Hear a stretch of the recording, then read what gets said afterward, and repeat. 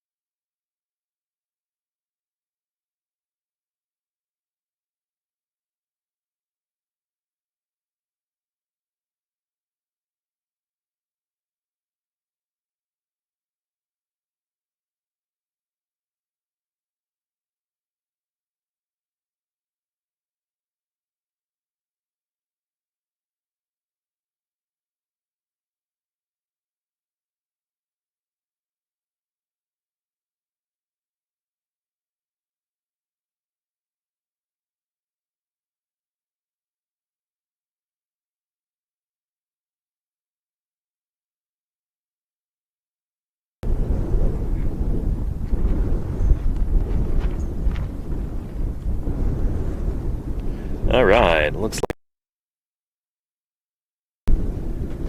Well, hello, and welcome back to Paleontologizing, everybody. Here? Yeah. Happy weekend to all of you. I hope you're all someplace cooler than we are right now. Enjoying yourselves, but you know, no rest for the wicked. We are digging again at our dinosaur quarry here. Utah. If it's your very first time here on Paleontologizing, then an extra special welcome to you. I'm a dinosaur paleontologist. I'm here on Twitch trying to do some science outreach in the best way I know how. Normally I'm back in my office in the San Francisco Bay Area, you know, talking about some of the latest discoveries and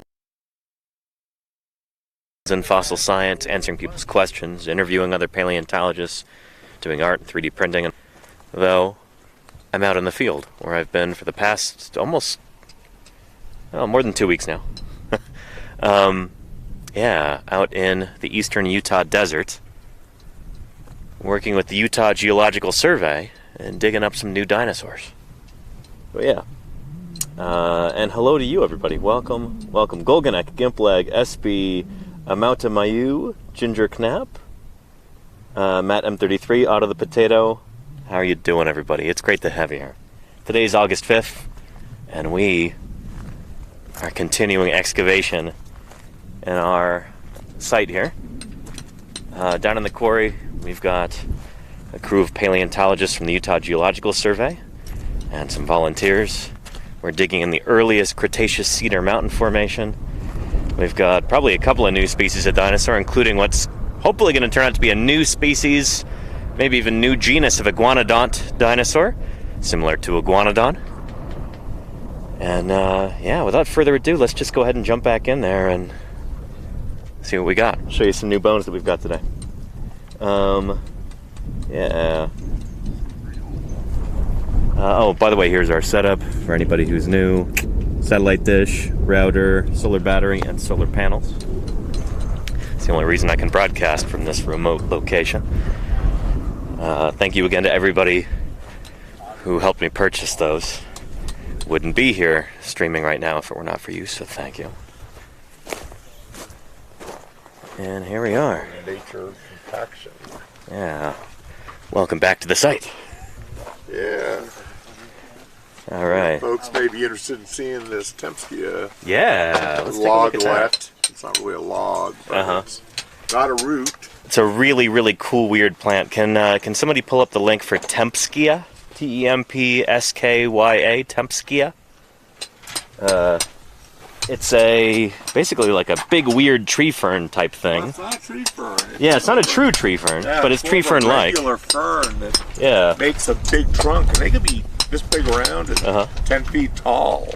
Really strange plant, but very cool. Yeah. Little branchlets that come out of it here and there. So apparently there's like a bunch of trunklets or the roots that actually stand up. Fine little roots. And then there's, here and there will be stems. But the roots vastly are more the mass of these. Oh, what we're finding in here is what you're saying, yeah. Well, the real Tempskias, they can be 10 feet tall, just big around. Very cool. Not in here. These are small and no big long, nothing 10 feet long, and most are roots. They're clearly horizontal with that fine root pattern.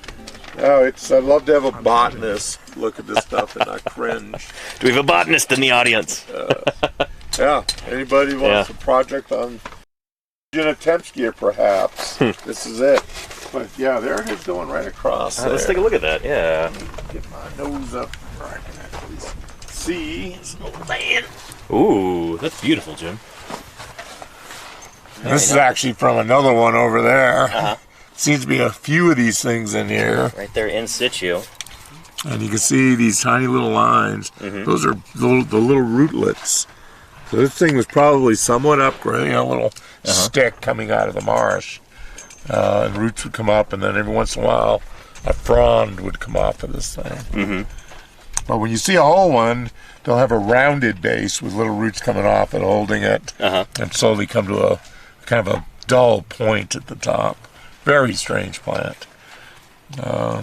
unique to the early Cretaceous and base of the upper Cretaceous. Very nice. I didn't realize you had such a big chunk right here. That's awesome, Jim. Yeah, it's almost dead east-west in the quarry map. Nice. And it's going a little bit further that way, but it's certainly... Again, one of those pieces of evidence that we're digging in an ancient swamp here. Because this is like a... right? Yeah, they seem to be associated with those kind of environments, but, you know, being an extinct plant, you know, you want to be careful before saying too much. Right.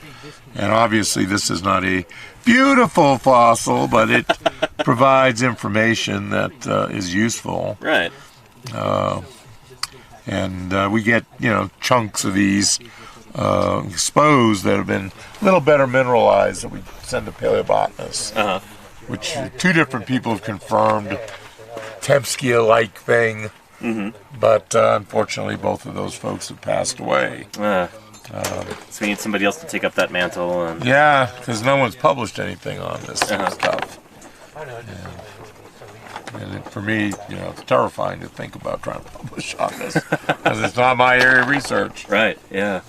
Well, again, this is a reminder, too, to everybody at home that what we're doing here, you know, this is not trophy hunting or anything. This isn't like a for-profit enterprise. We're here gathering scientific data, and that includes, you know, being really careful around the bits of plants because every bit of information we can get about this environment is really valuable. Just trying to paint a picture of, you know, what this area was like 140 million years ago. It takes all different kinds of data, whatever we can collect. So, yeah. Yeah, you really never know what could be critical in understanding the site. I mean, there's, you know, the pebbles all through this. You know, how are these pebbles getting into the mud? Because mostly, if you look at the rock, it's pretty fine-grained stuff. Yeah, it's not super poorly sorted until you get those weird blasts in it. Get a pebble like right there, that little pebble. In some cases, you get pretty big pebbles. And how are these getting here? Don't know. Yeah, let's see here. And you're right, Otto the Potato. Not enough paleobotanists around. That seems to be a common problem. But yeah. Anyway, let's take a look at that jacket over there. Is that? I think that's Justin's rib jacket over there. Let's take a look at that. And we've got this big new one also. This is the one that was flipped yesterday. This is Fisher's baby there. Oh yeah. There's some Fisher graffiti on it. Yeah. But good stuff.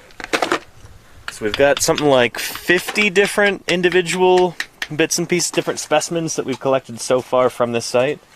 And we're really getting down to the bone layer right now, so hopefully we can add to that significantly before we have to take off on the 10th. But there's another jacket over here. Yeah. There we go. So, all of this attention and care lavished upon a rib. But again, these are all important pieces, each and every one. So, yeah.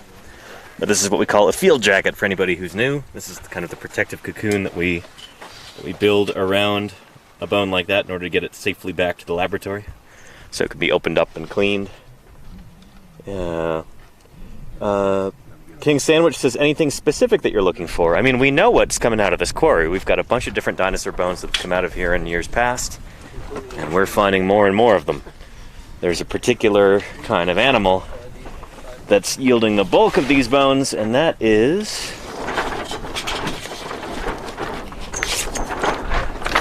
something not too different from this. An iguanodontian. So, you know, you might be familiar with iguanodon already. It's kind of like a duck-billed dinosaur, but earlier in time, you know, more basal. But yeah, so this here is Iguanodon bernasartensis, and that's a big, big animal, like elephant-sized. Ours here is probably a little bit smaller, but it's a lot earlier too, about maybe 20 million years earlier than good old Iguanodon. And yeah, because it is so early, it's probably going to be a new species, but we can't demonstrate that. Pieces of it to be able to properly study it and hopefully name it. Hey, Don. So yeah, that's what we're working on. Yeah. So I hope that answers your question, King Sandwich. How does one become a paleobotanist? Javasaurus? I mean, you study fossil plants. Yeah. If you're interested in studying fossil plants, there is a big, wide world of research out there waiting to be done. You could join some cool crews and make some cool discoveries. Paleobotany, I think, is an underappreciated branch of fossil science. But yeah. Good stuff. Yeah. Anyway. And how do plant fossils compare to dinosaur fossils as far as quantity of examples and number of species? That's a good question. I'm really not sure. I don't know enough about fossil plants to be able to tell you how many have been named from the Mesozoic as compared with Mesozoic dinosaurs. I don't know. Jim, do you have any sense for that? Like, how many fossil plants have been named from the Mesozoic as compared to dinosaurs? Well, it depends on what level you are. Yeah, I couldn't give you the total thing, but the Morrison, there's say 30 or so named megaplants. Like depressional leaves and woods. Yeah. About 30. And there's about 250 pollen types now. Wow. Shoot. So we're kind of a low count of what's preserved. And what's preserved is only things that are living right by the water where they can be preserved. Right. The floodplain was so alkaline. You don't have plants there, they dissolve. They get oxidized. So you need kind of a more acidic environment in order to preserve plants well. Acidic ponds are the best way. Some of the most of the big logs are river channels. Yeah. And the foliage is in gentle ponds. And they're not common. Morrison is a kind of a savanna environment. Yeah. So some of my colleagues, who I respect in most ways, have tried to propose rainforest. The data is not rain. Anyway, whatsoever. So anyway, we've got a lot of fossil plants from the Morrison. That's the layer just below that underlies the Cedar Mountain. And the Morrison's been heavily studied for 120 years, probably. A little bit longer, yeah. Cope and Marsh were working in the Morrison way back in the day. The first Morrison site in Utah was found in 1855. Holy cow. Is that Dystrophius? Dystrophius, yeah. Wasn't named until about 1877. Okay. They knew they had bones of the saurian. Yeah. And Powell, when they were doing the first trips down the Colorado River, starting at the Green, they found bones of the saurian, right up by Lucerne Bay, and it's now Flame Gorge. And he didn't say it was just starting a river trip, but decided to take it. Yeah. Let's fill the boats with giant multi-100-pound blocks of bones. Always a good idea. Yeah, not a good idea. Yeah. But cool. Hey, thanks, Jim. Anyway, paleobotany, important stuff. Cedar Mountain, probably not hardly any of it. Plants. Yeah, that's the thing, is that often the kind of environment that's good at preserving bone is highly alkaline, and that's not great for plants, as I understand it. Bone doesn't like acid. Yeah. Plants do. So it's interesting that we've got plant material and bones here in the same quarry. Yeah. But a lot of the plants are kind of almost ghosts. Yeah, it's all silicified and scrungy stuff. I was looking at something earlier today that I think was a ghost of a conifer frond or branch, and not enough left. Just so you see, there's like a little twig with things coming off it. Yeah. Does someone have masking tape? There was some in the beige bucket. The beige bucket. Yeah. Oh, up there. Thanks, Justin. Oh, perfect. Nice. Don, do you want to tell us about what's going on over here a little bit? Yeah, so this is the bone that Danny started uncovering a couple days ago. Mm-hmm. And then we've kind of just had it exposed to here. There was this blob on top, and then we hit this thing that we were a little confused about, but it looks like probably going to be a rib.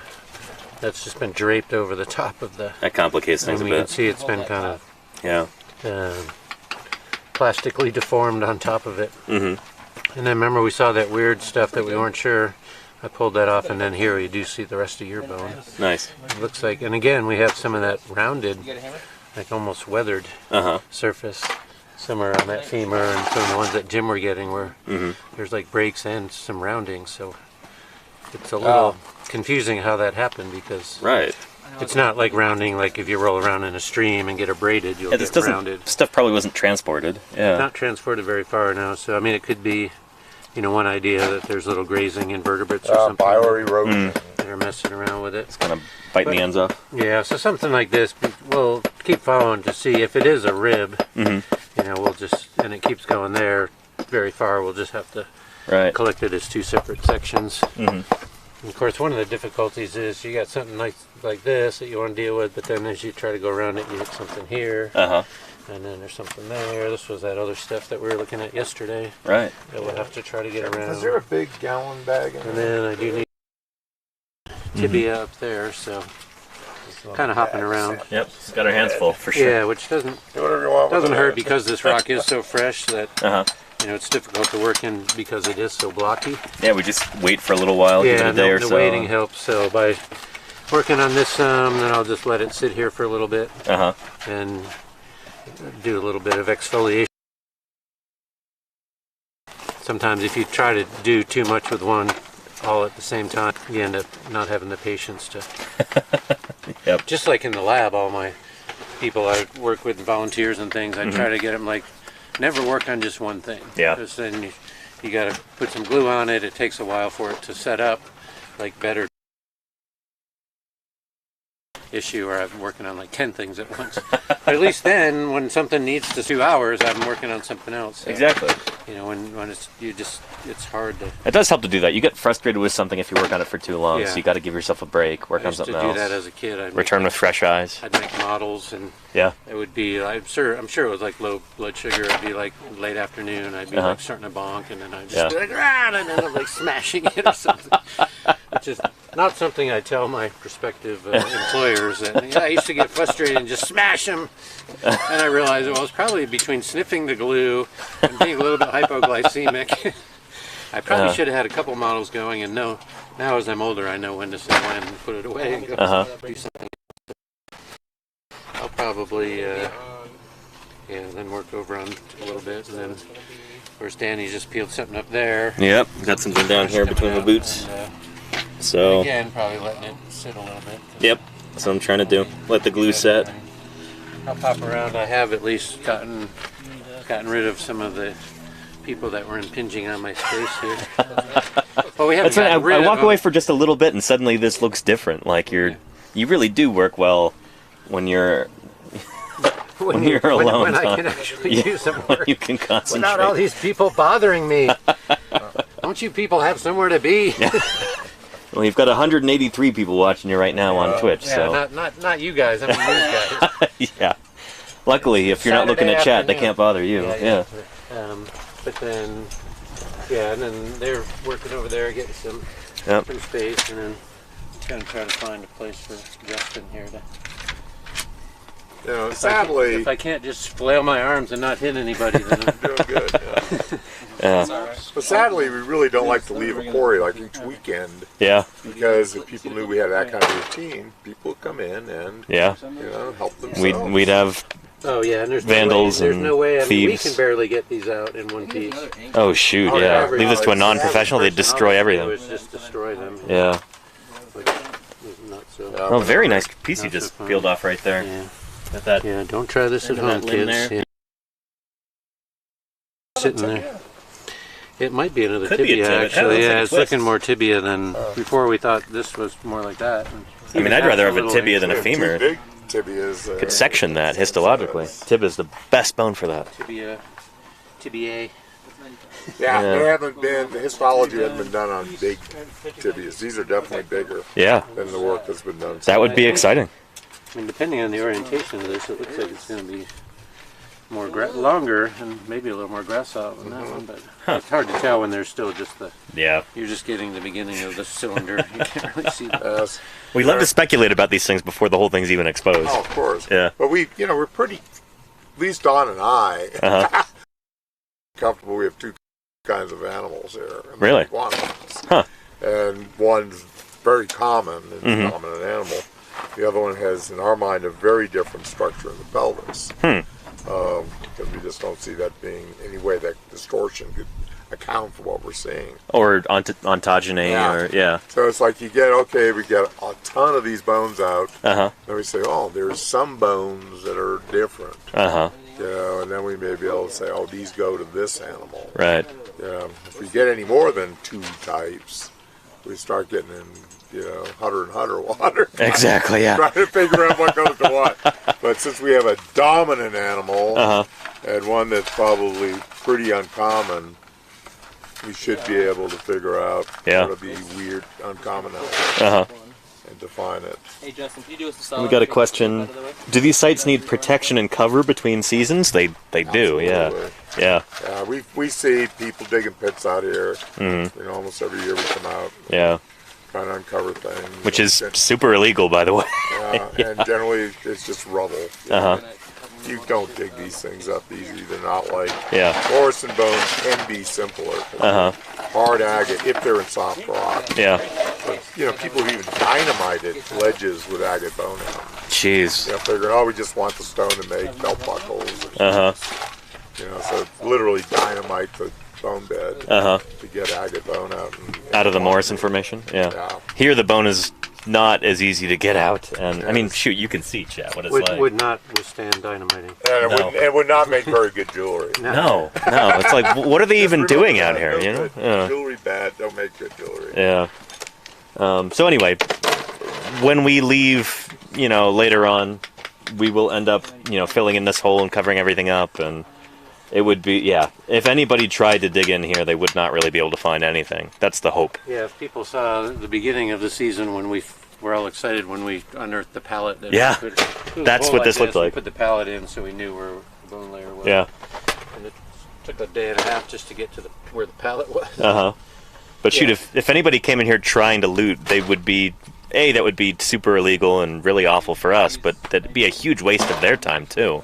They're not going to get anything sellable out of this. Of our sites in this valley where the bone's close to the surface, where someone's dug a hole and get some bone out. And it's technical, which is why it was left for us. But anyway, leave it to the professionals. Probably they'll get to tune in on Wednesday when we're burying the hole again. Well, then once you get a couple rainstorms and some erosion, you won't know. It'll be like people want to Touch do Tune. this volunteer with the museum. Many museums are looking for folks to help them out. Oh, for as volunteers. As volunteers, absolutely. Yeah, museums are always looking for volunteers. So if anybody at home is interested in doing this kind of work, contact your local museum. Chances are they'd love to have you.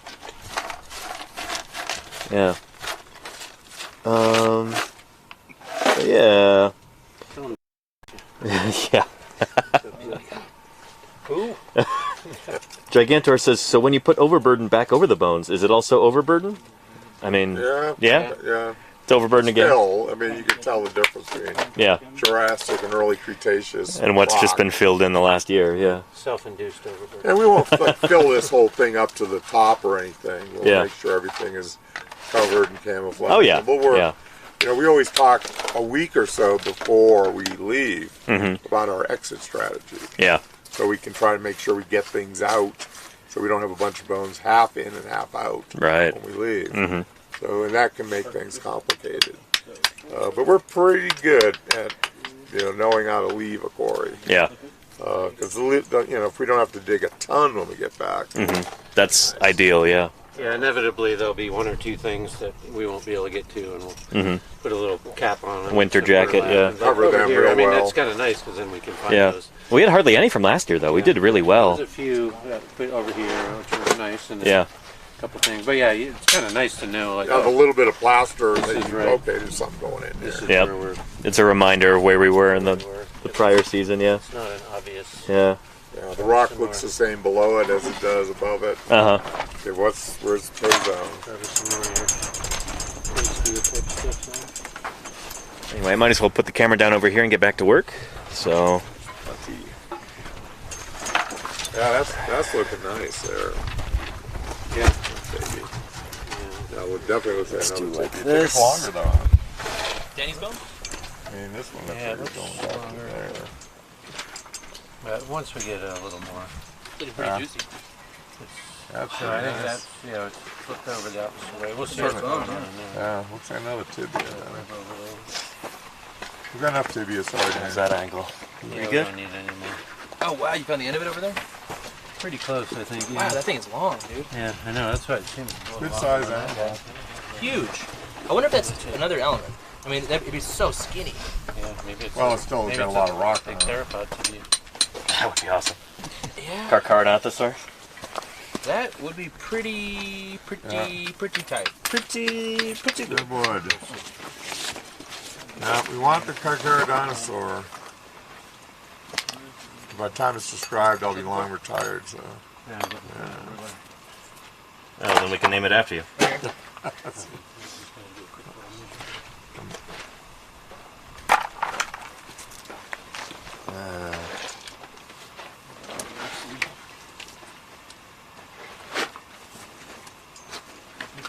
And Zuldi says, could someone with epilepsy volunteer, or should they look at doing something else instead?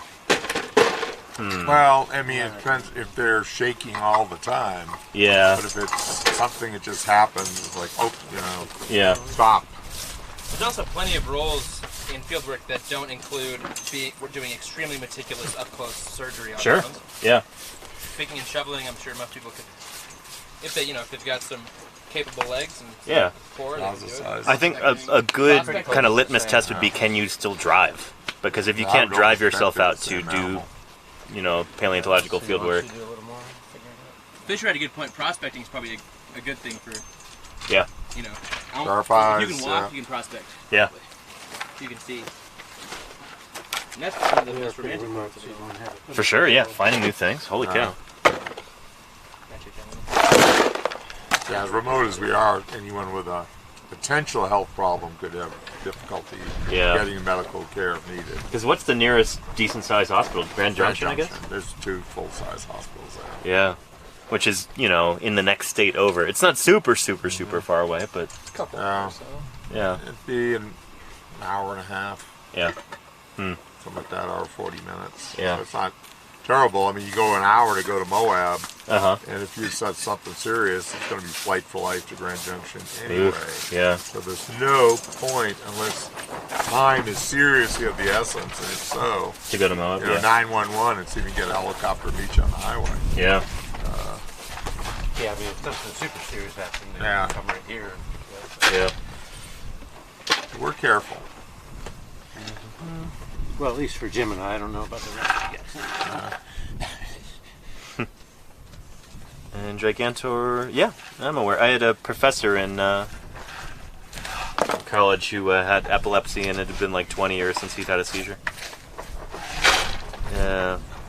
Nolo says the best skeleton in history might just be 6 inches deeper. Does this idea ever weigh on paleontologist minds? Yeah. Kurt Johnson has a great story about that. What's that? You heard Kurt Johnson's story about that? I don't think I have. He found a great plant locality in Dinosaur Park, Uh-huh. and then he dug and collected a bunch of plants, and then someone found a bone in it or something, and then they came the next year, dug a little deeper, and found that entirely 100% complete Ornithomimus.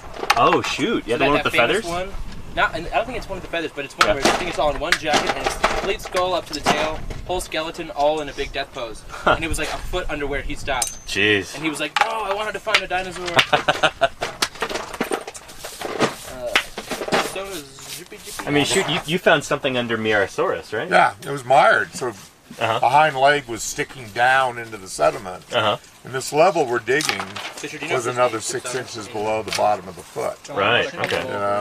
Yeah. So, But that wasn't right here. that was this level Yeah, over there. but just over there? Yeah. Yeah. And the animal, the Mirasaurus was above it. So kind of this upper bone that we're hitting is probably more the Mirasaurus. Yeah, level. as we Gotcha. go over there, that little bench where the, the hilty case is and all that, Yeah. There's bones going in right there. Huh. That's the upper level. Uh-huh. You know, one of the upper levels. There's several levels here. Right. And they probably swale and, you know, how they are across the basin. We have much to learn.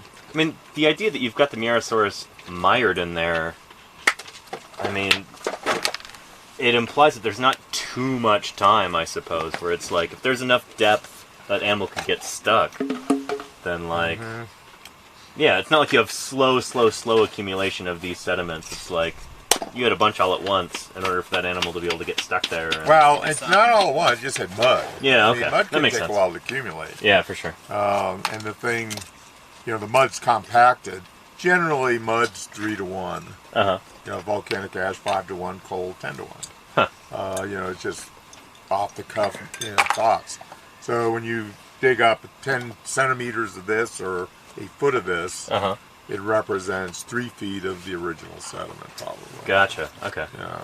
Ooh, I probably actually Which is why, you know, when we look at the mired Merosaurus, instead of the leg being vertical, it was kind of at an angle, and there'd probably been a fair bit of compaction that led to it being in the pose it was. But given that there was at least 6 inches between the base of the foot, because we started finding these ribs, you know, as we were trying to go under it, you know, for a jacket. Yeah.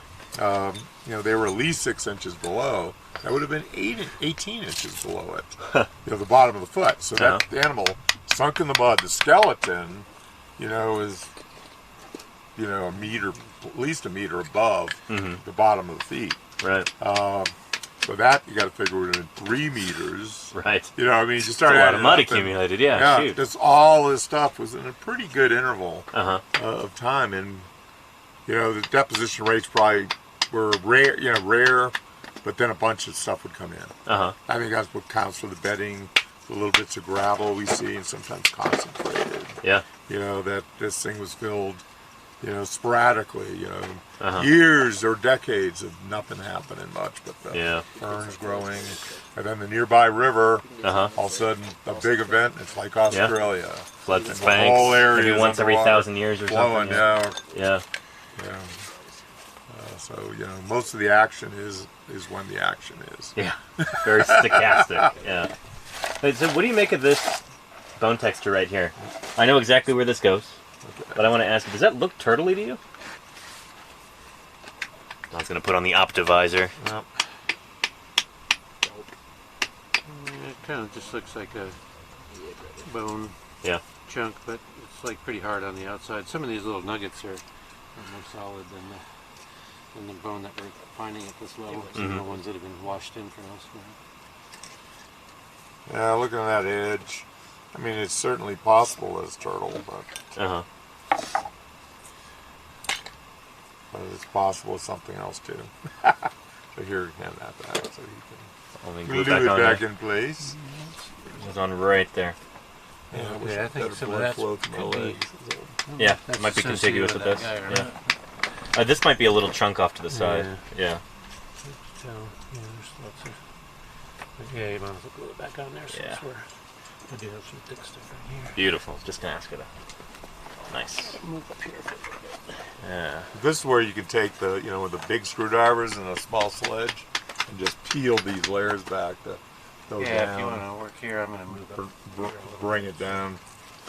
You going up Probably the moon? first do some whisk grooming just to clean it all up and then start doing that corner. working. Certainly this nice stuff goes into the world. Tends to be a little bigger, but I'm hoping these guys start finding more and more scully things. Today. I got some stuff at home, so I think I'll head out tomorrow morning. Oh, okay. What? Yeah. You can't leave. Yeah, I'm sorry to hear that, Justin. Shoot. It's alright. It's nothing bad. Yeah. Yeah. What is it, day 19 out here or something? 19 today, yeah. Only missing out on 4 days, right? Yeah. So, figure it's not too much of a loss. No. But You're going to drive it back out now. This is your last day, Justin? I think so. Gotcha. Yeah, I think I'll move most of the stuff to my car this evening, then leave tomorrow morning. Well, if that's the case, you want to take our spot. I'm going to be here. Whatever you another guys want chance to do. Yeah, it's about I'm pleased with what I've done so far. Like, I just want to be helpful. And you Yeah, have I been. mean, you Yeah, can still appreciate clean you, some of Justin. that up and peel off a few things. Yeah. Because we'll probably try to take that nose out before we leave. Okay, sounds good. Plus, we're Yeah. ready to get your, we need more camera time. Oh, do I? Yeah. You know, I don't know if that's true, but it's all right. Oh man. And Angstbiff says, do you have a schedule for streams? I do. Type in !schedule, I think, for the command. I just updated it this morning, actually. But I'll be streaming here from the field until the 9th. Every day at 2 p.m. California time, 2 p.m. Pacific. I know we're in Utah, but I'm normally back home in California, so Pacific time is what I usually operate on. Mountain time. Yeah. Real time. Dinosaur time. Mountain Time's probably the least populous of all the time zones in the continental U.S. I just We like it that way. I agree. We'll come out here, it's way too hot and way too dry. Too many dinosaurs, too. Too many dinosaurs. Too many rocks.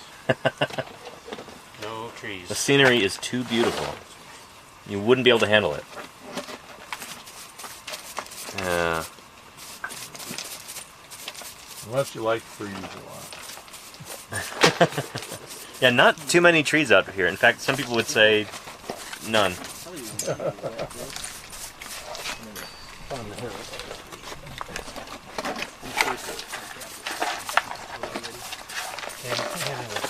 You bet.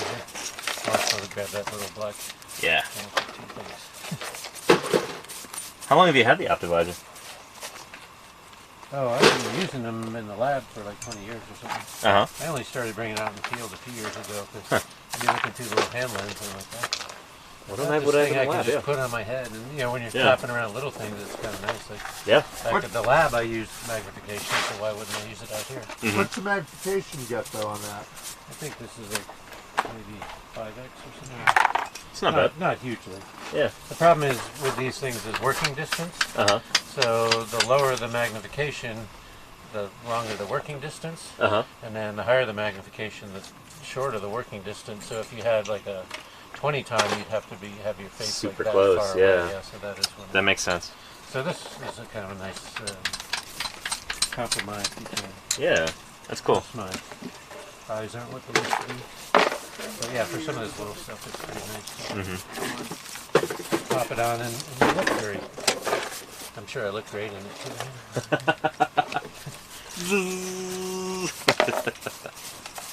Terminator. Alright, get a little blood into my leg.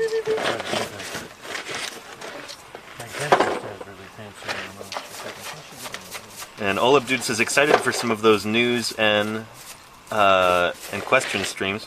Awesome, Olab Dude. It's gonna be great having you there when I'm back in my office.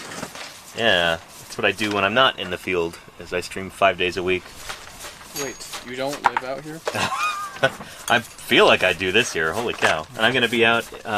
Probably gonna be at Lori's site for like 3 weeks, digging up some ankylosaurs with Jim and Josh and the crew. And Don, you too, right?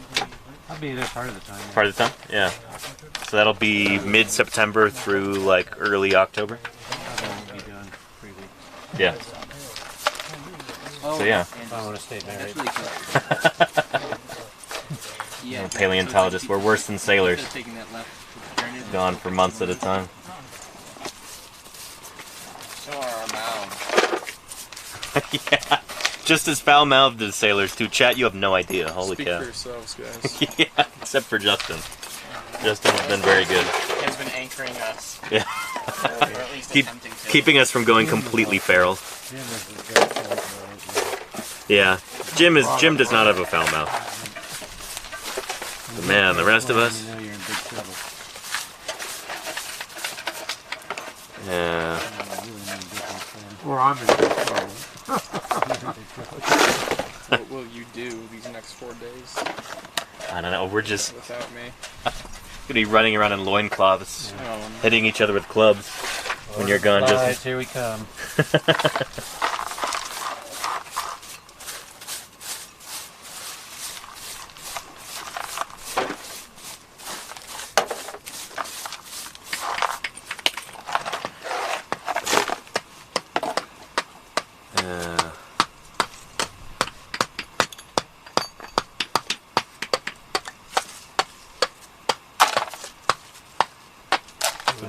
women here didn't really tame these guys at all. A little bit. A little bit, yeah. I don't know. They weren't quite as good. They're still. Be a little bit less crass. Yeah. Good thing. Civilizing influence. So Don, I figure I'm just going to keep peeling this down a little bit and like, so eventually we can just trench around this. Because this is tough to work through, but I feel like I can take it down to that layer today. Yeah. And that'll be a good start. I don't know if you want to try to tuck it to that end so you can go in. Yeah, it's good to do. It's just a little easier on your body. Yeah, for sure. Don't have to be working downhill. Thou shalt not work below thyself. There we go. It's better for the Been camera joking too. about having Jim's 10 Commandments of the quarry. Jim and Don's. Oh, yeah. We're going to start with 10 for Jim, and then I'll have the next 20. 30 core longer. The 30 quarrying commandments. Break more than 5 in one day. Out of here! Hold it, soak it, place it. For that one, I think we're going to wait for the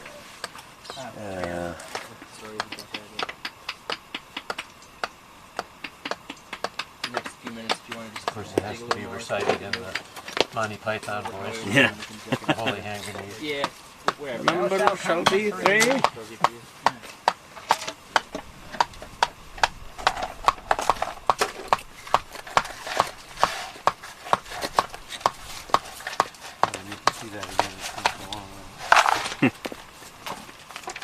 One of the mainstays of paleontological digs.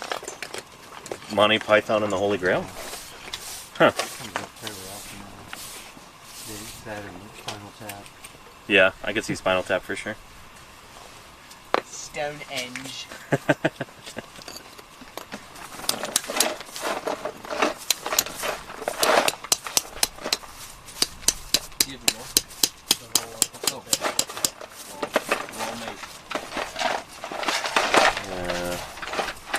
Museika says, Danny, would you ever want to come to the UK and search for dinosaurs? I mean, I'd probably get chased out. It's more paleontologists in that country than there are dinosaurs. The Isle of Wight. That's where it's at, yeah. It is wonderful. I'm surprised, like, the NHM doesn't go out there and dig.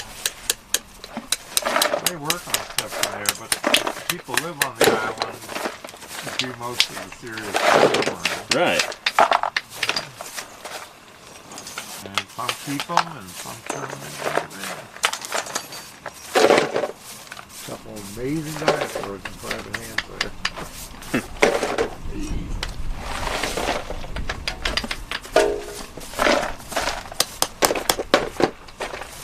Certainly the most complete tyrannosaur in Europe. You a Tyrannus? Now, a new one, another one. Private hand? Yep. Mm. My granddaughter's legacy. But it is. It's a little animal, probably total no more than 2 meters long. Pretty much in Predator. Wow. Good stuff. It's beautiful. Oh, good personalities, that's a good question. For identifying things like bones, or even dinosaur scat, what do you look for? Colors different than the mudstone? Color's part of it. Part of its texture. It's actually pretty difficult in this quarry. Yeah, like this is one of the more difficult quarries I've ever worked in identifying bone, distinguishing it from the surrounding rock. But, yeah, it's tricky. You just kind of know it when you see it after a while. It's difficult to put into words. Get an eye for it eventually. Yeah. It's pretty easy. I mean, I've only been doing it for almost 3 weeks. Mm-hmm. And if you were working in the Hell Creek or something, though, it would be 10 times easier. The bone there is... Those barely count as soft. Can we go there next year, Don? Yeah, we could go there next year. We could go there next week. Shooting fish in a barrel. That's how I look Anybody at can it. do that. Why do you want to shoot fish? I've never understood that phrase. Shooting fish in a barrel. Why are they in a It's easier than actually fishing. And some people are lazy. I think if they're already in the barrel, you wouldn't really need to shoot them. Right.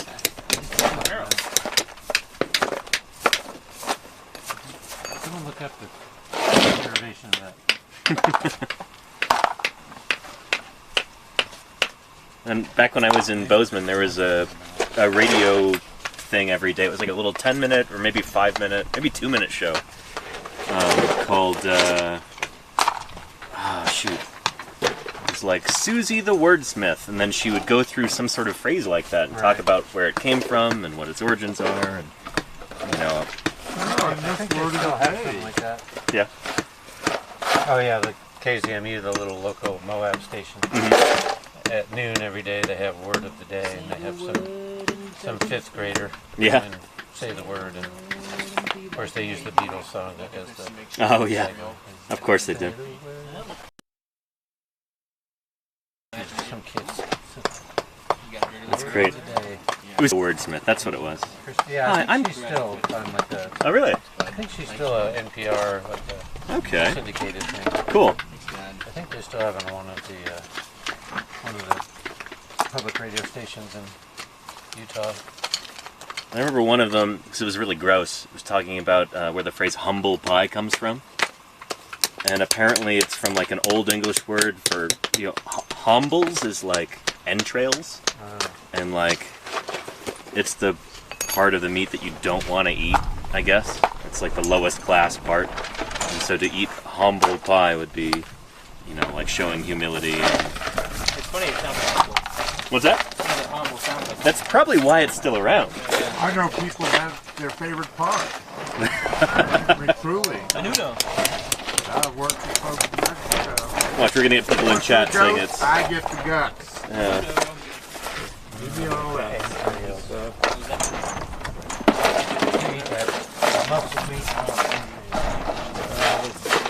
I don't do it.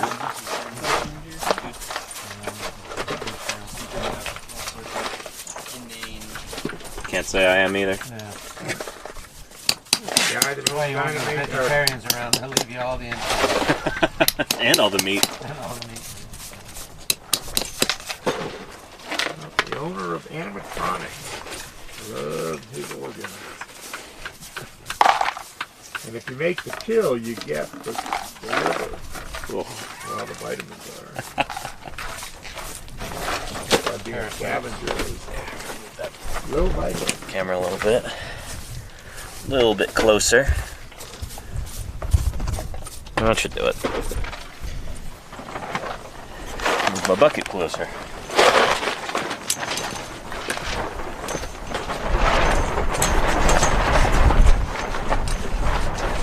Just in time for the wind. Yeehaw.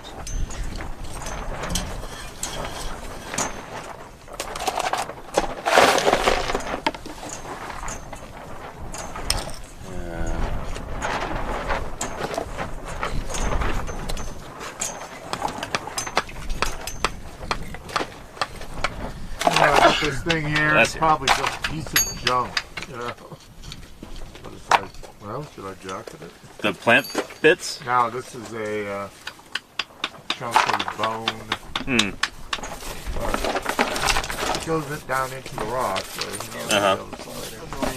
spectacular.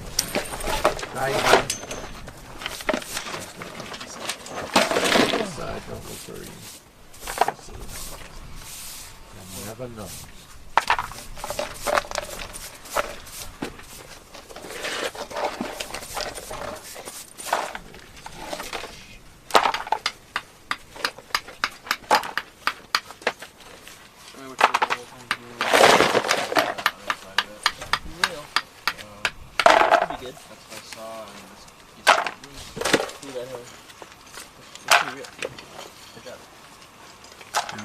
Chat seems to be moving really slow today. Oh. Yeah. They're sad. Oh, we got... Oh, I guess it's Saturday, yeah. Fewer people at work. So Your boss know what you're doing? They're all sad I'm leaving. It's continuing education, professional development. Sad you're leaving too? They're all sad I'm leaving, but just can't put it into words. Yeah, yeah. It's just depressed. Everyone's so sad. for a mascot. It's okay, chat. Soon Justin will be in the chat. This is true.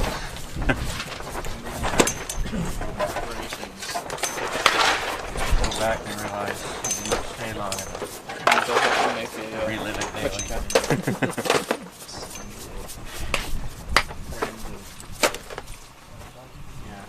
Stinky says, my boss encourages me to watch. Ah, wonderful. You got a good boss. Holy cow. Yeah. I hope he's not a truck driver. I mean, you Or can an air listen traffic to controller. You can listen to a Twitch stream, right? I don't know, Ken, can you listen to a Twitch stream while you're driving? Yeah. Yeah? Audio. Nice. Brain surgeon? Yeah. Assuming you have service, you can. Nice. Okay. But can you type in chat? No, well, I mean, can you? Yes. Should you? Maybe speech to text. Yeah. People be like, what's wrong with that chatter?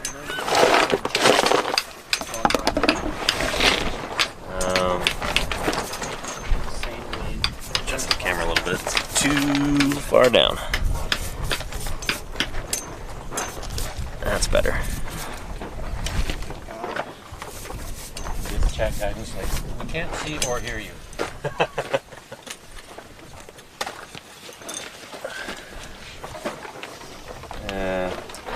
Or you don't see what they're seeing on that. Oh, Stiggy says, I fly planes. Oh, cool. Very cool. Even it's the only more dangerous option of the three that we. I think we're on autopilot. Yeah. Not all. You get like a you get a home.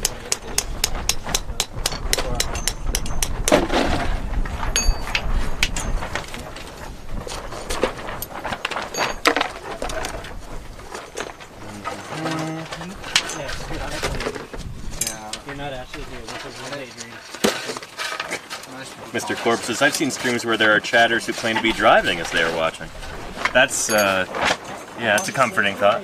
That may be a bad plan. Well, shoot, you 100% get banned as a streamer. Like, they'll kick you off the platform like that, no remorse. If you stream while you're driving. If you stream while you're driving and you look at chat, at, like, even a glance. Because if the camera's trained on you and you're not looking at chat, then I think that's considered okay. But you absolutely cannot be distracted by looking at chat while you're driving. Sure. That would be a liability. Yeah.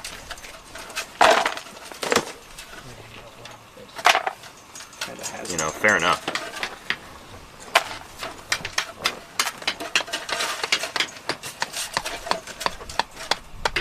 Dovercook says, I think I vaguely remember reading about Troodon when I was a boy. You mean Trudune? Cool. Troodon. Yeah. Do we have any Troodontids yet from the Cedar Mountain? We thought we did. Gemini Raptors started yeah. dinosaurs. Because, I mean, they already existed at the time. We've got one from the Morrison. Well, there's people who debate if it really is a Troodon. Yeah. You know, it's Maniraptoran. So it's, you know, very important fossil, no doubt. I think,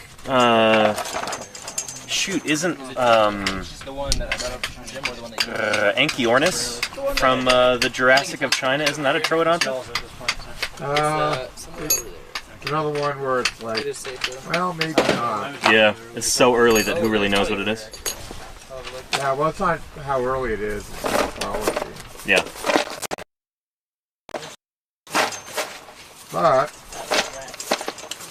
they've got quite a few of them. Mm-hmm. Quite a few specimens of Anchiornis? That was hundreds, right? I don't know if they're up to 100, but I've heard there's a tremendous number. yeah, they're a pretty common animal there apparently. Anchiornis is a cool little dinosaur. If anybody in chat is not aware of it, look it up. That is one of the ones that has melanosomes. Yeah, we know what colors it was. It had a little red mohawk. And the phallus at the Utah Museum. Oh yeah. The same color pattern, same colors. Yeah, that's right. Yeah, by the what is it? A Utah ceratops head next to it, decaying. On the forest floor. Griffiths? Talos, Samsonite. Oh, Talos. Yeah, that's a lot later in time. But yeah, Talos Yeah. is No, Justin was saying it's colored just like Anchiornis is. Oh. The color scheme that they chose for it. Just a really big Anchiornis, that's all. They could probably mess you up pretty good. Probably wouldn't, but they could. Any large birds with sharp feet. There's so far, I haven't met one that I would particularly enjoy cuddling with. I don't know. They're so feathery and fuzzy. And they have knives for feet. Yeah, well, so do emus. Yeah, Who exactly. cuddles emus? I would. Well, I've only cuddled baby emus before. Yeah, okay, baby. Emus, I mean, cassowaries that get worse. Yeah. Big digit 2 claw. They're like, oh, you thought dromaeosaurs were gone. Think again.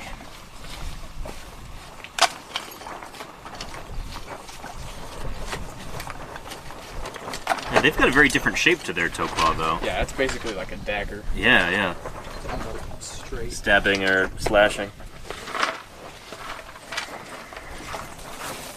Jump 6 feet in the air and Yeah. shank you in the face with their feet. And yes, indeed, Steely Dan. Yeah, Troodon is the one that the Dinosauroid was based on. You got that right. Well, now there's four people calling it Stenonicus. Stenonocosaurus, yeah. Yeah, their Troodon is a genus name, maybe dead. But it's still a group. Yeah, they're still using them for the group. I mean, we'll Interesting. see if Dave Vericchio and his students have their way. Wow. We'll still be using Troodon for forever. They had some sort of like a convincing argument about that, and I don't remember the details. The Canadians have the holotype. That's Stenonicus. Yeah.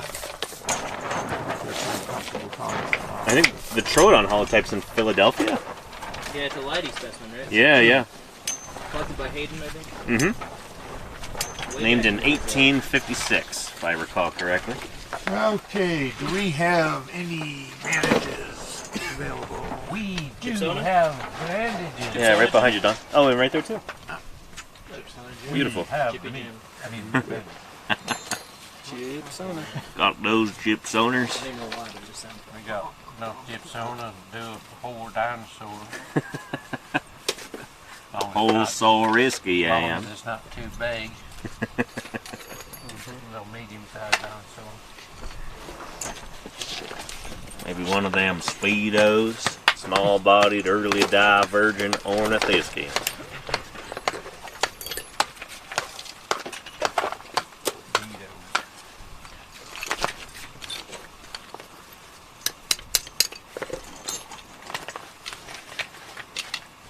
You were saying yesterday, like, how many times did that show up?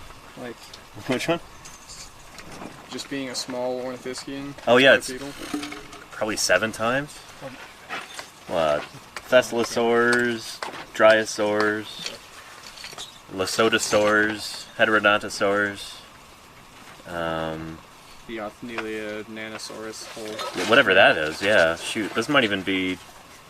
Well, no, they're probably not juvenile Dryosaurus. They wouldn't have. Yeah. But yeah, whatever that is, Nanosaurus. I guess if you count, like, some super basal ceratopsians and maybe some of the smaller Pachycephalosaurs. Like Choyangosaurus or something. Yeah. Huh. And even, like, smaller Pachycephalosaurs. Uh-huh. You can kind of overlap a little bit with that. Just kind of a good shape to be, I guess. Yeah, it's a really effective body plan. It's evolved again and again and again.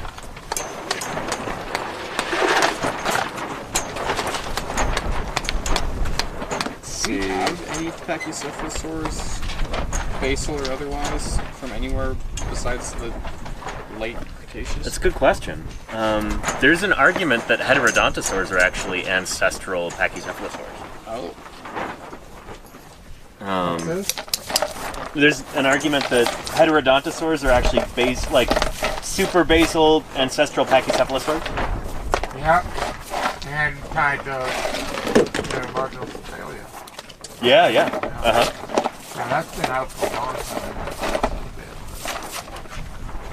I've never heard anybody actually advocate for that idea. People just mention it in passing, like, oh yeah, some people say this. This could be. Yeah. But there's nothing like super clearly pachycephalosaur from before the late Cretaceous, right? I don't think so, yeah. They just kind of show up. Appear as pachycephalosaurs. Yeah, Which... But it still could be something that's tied into the base interactive. Uh-huh.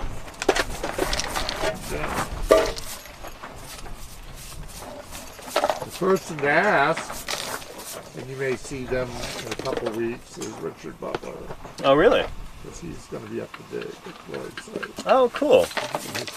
Cool to hang out with him. From the UK, right? Yep, University of Birmingham. Yeah. Next on the early divergence of Ornithispia. He was the guy who had the talk and it's like really kind of charismatic, charming demeanor. I don't know if he was at MPE. Oh, was he not? Nope. I'm thinking of somebody else. Never mind. It'll be cool to meet him then. But although he Richard maybe Butler is charismatic. very charismatic and charming. Is he? That was at Expedition Cool. way He back was a grad student. 20 years ago. One of our many successful grad students. It's all because of us. So humble. Yeah. Yeah. I don't move in a shape. He is basically a movement shaper. Doing excellent things.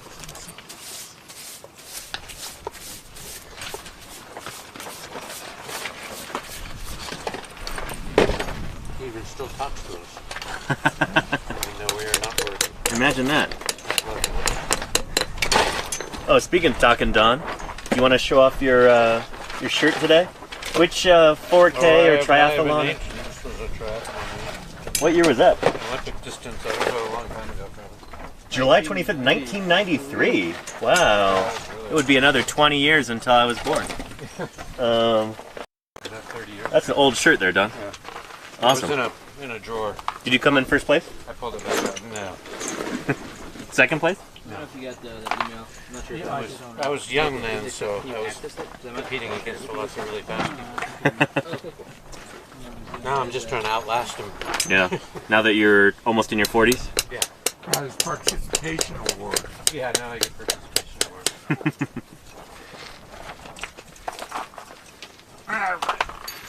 Whatever I didn't this get junk on many is, it's got a cap on it. triathlon podiums until I was in my 50s. Oh, It's yeah. gonna be critical. So there's like different age classes? Yeah, they have age groups usually, like Okay. 5-year age groups usually. Yeah. So, yeah, that's why you can outlast them if you keep doing it long enough. Gotcha. Of course, this was also in Boulder, Colorado, which is one of the Oh, yeah. meccas for triathlon. Uh-huh. Some very fit, very competitive people out there, I imagine. Yes, and they have a great beer festival. Yeah. Or they used to. Oh, very, very nice. Great American Beer Festival. Used to be Oh, gotcha. all kinds of, the little breweries during the early years of Uh-huh. the small brew pub type breweries. So we got a question about the textural and visual difference between the rock and the bone. Any key differences? Yeah, the bone is, It looks like bone. it's bony. Oh, Yeah, the rock has a very rocky kind of aspect to it. Yeah, here, I'll show you. Let's get the camera out again. It's actually kind of subtle at this site, which doesn't always make for easy digging. You get a little of that orange color to a lot of the bone. But yeah, the orange color does come out more when it's fresh or when you Vinac it or put glue onto it. So it's actually acryloid rather than Vinac that we're using at this site. But yeah, bone right here, and then the surrounding mudstone. So the mud is in color, so it could be kind of, bluish grayish like that. The bone is generally kind of an orangey hue, although that can also change. But then sometimes the surface of the rock at different layers different levels is kind of orangey like that too, or at least that's the way it kind of starts off. Then it dries out a bit and it gets more gray. That is a fresh piece I just peeled off right there, so it looks particularly orange underneath. But, yeah. What do we call these, laminar surfaces, or are they not that? They're wavy. They're broadly wavy. Yeah. Probably representing splits between flood events. Huh. Bringing in sediment. So this is probably events happening here where like that's a layer of mud and then this mud was deposited on top of it, likely over the months or years or decades. Yeah. Anyway, does that make sense? Hope it does.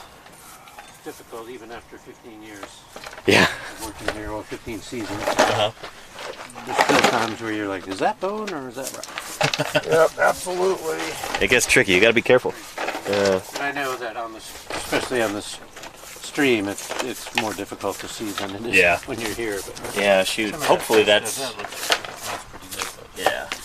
And just as they sit around for a while, they get harder to see as well. They get covered by dust and they just become kind of less distinct. Yeah. Rizzy Cat, good. I'm glad that made sense. Let me put you back over here. Some places have white rock and black bone. Yep. Where the Gobi, you've got like bright red rock. Bone is white, white, white. Yep, it's nice. You see it from a distance. Must make prospecting kind of a dream.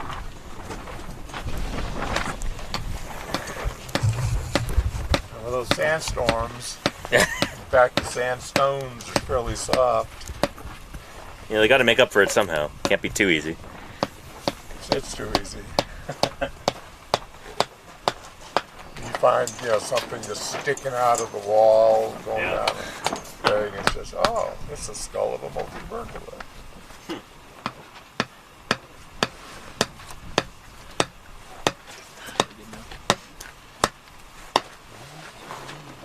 Okay.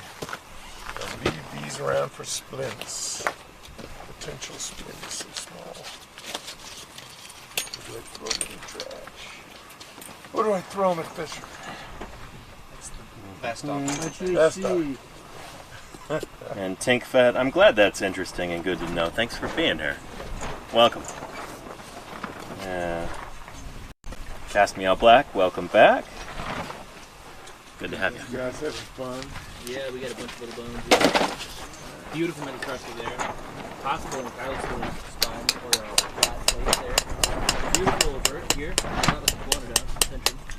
And then a bunch of extremely thin, complicated bones coming up. So, possible bone Hate scary. Yeah. Hate for this rock. You think you got to know stuff he's done for a while. Hate to anywhere near it. You are risking things. It's one of those days where I wish we'd brought cold water out. Where's Phil? Yeah, Phil. Dude, you keep stealing my jokes, man. Maybe if you bought yourself a real water bottle, you could have a nice cold Well, water. I've got water. It's in my pack. And Get yourself a hydro flask. Yeah. Actually be a great birthday present for you. Hydro flask. If I only had bought birthday presents for Jim, that would be a great idea. Yeah. Yeah, I mean, this you put ice in it and that's all day. I just wait till the afternoon to start cooking. Oh, 70th birthday.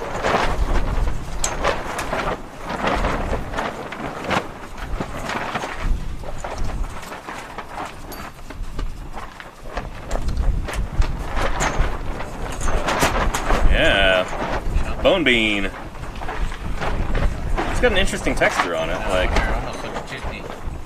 it's definitely not a tooth, or it doesn't look toothy to me. I almost wonder if it could be an ungule.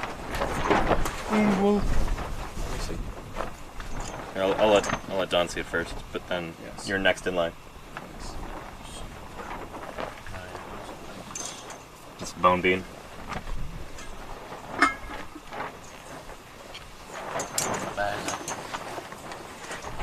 You better corn it off from spice.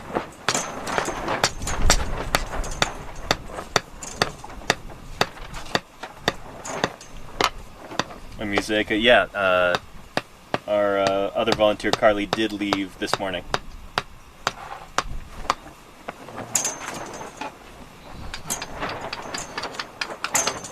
A really interesting texture on it. That's what I was thinking, yeah.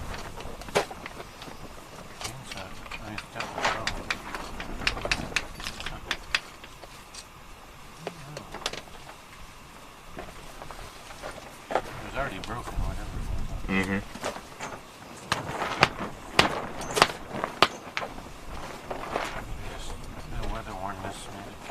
I've got one little piece that came off of it, right off the surface, but that's it, yeah.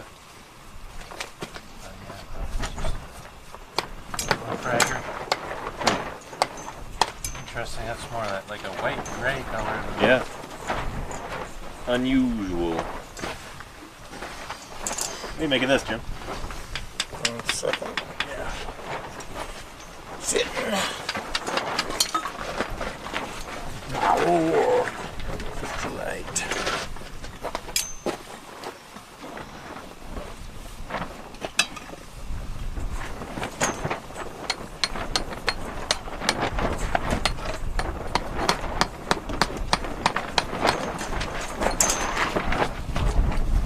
Some chunk of bone. Not rude, but real dense. It almost reminded me of like ungule. Yeah. That's just the way it is. What it is. Worth collecting or no? That's it, huh? That's it. I mean, you can see there's some matrix there too. All of it. I've got a little bag of just like fragments and I'll carry that up. Yeah, I'll set it here for now. Camelback. Dive later. I think in a swamp environment like this, you just get random bits of bone. Bone beans, I call them sometimes. In with the pebbles, Yep. Ended and chunked up. partially silicified roots, and maybe even bits of small coprolites. Yeah. I got a few things that plant rounded chunks, and that's coprolite. Maybe. That did do some SEM work on. And some coprolites in the back. It's in the Karen. Let's see. The Dino Dung Lady. Oh, welcome, Lenina. Good to have you here. She's one of your regulars. Yeah, one of my trusty moderators. Yeah. She says there's a lull at my nephew's birthday party, so I figured I'd pop in. This is a weekend stream, so, you know, people have got other stuff going on today. A birthday party? No way. Depends on how old. Depends on how old. Yeah. I couldn't come out because of my beginning of my granddaughter's birthday. Oh, yeah? Her 13th birthday. Wow. Teenager. Tracinera. Must make you feel really old. I know. Particularly since I got married and had kids late. Next year, you're really going to see a decrepit guy out here who turns 70. Oh, man. It's hard to imagine. Oh, man. It's hard. Oh, man. Yeah. You still feel like you're younger. Yeah, but physically not. Man, these hips. Gimpleg says, how do you remember the days of the week while you're out in the field? We No need. really don't. Barely. Yeah, we just I do. Field day, field day, field day. And often we are wrong. When we think we know. You got to look at Google Calendars. Luckily, we don't need to know. Such technique. Every day.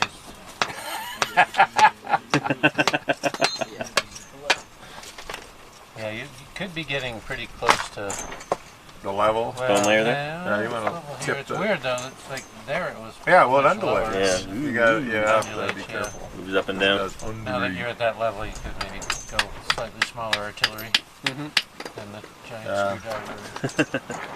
Howitzer grade.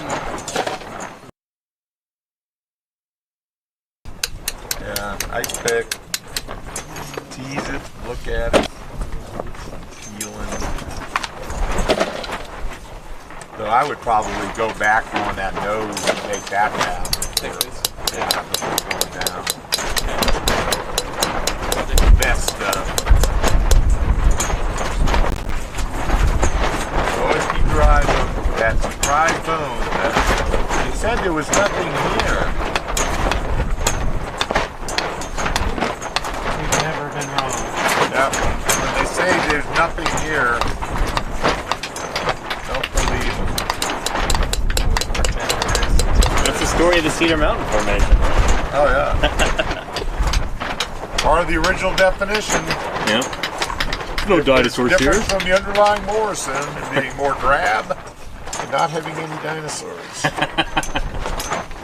Now we've got how many different, like 40 genera? We got a bunch at least. Yeah. At least. Jeez. Wait, and many more coming. So not having many dinosaurs laying around on the surface. Yeah, they crumbled to dust.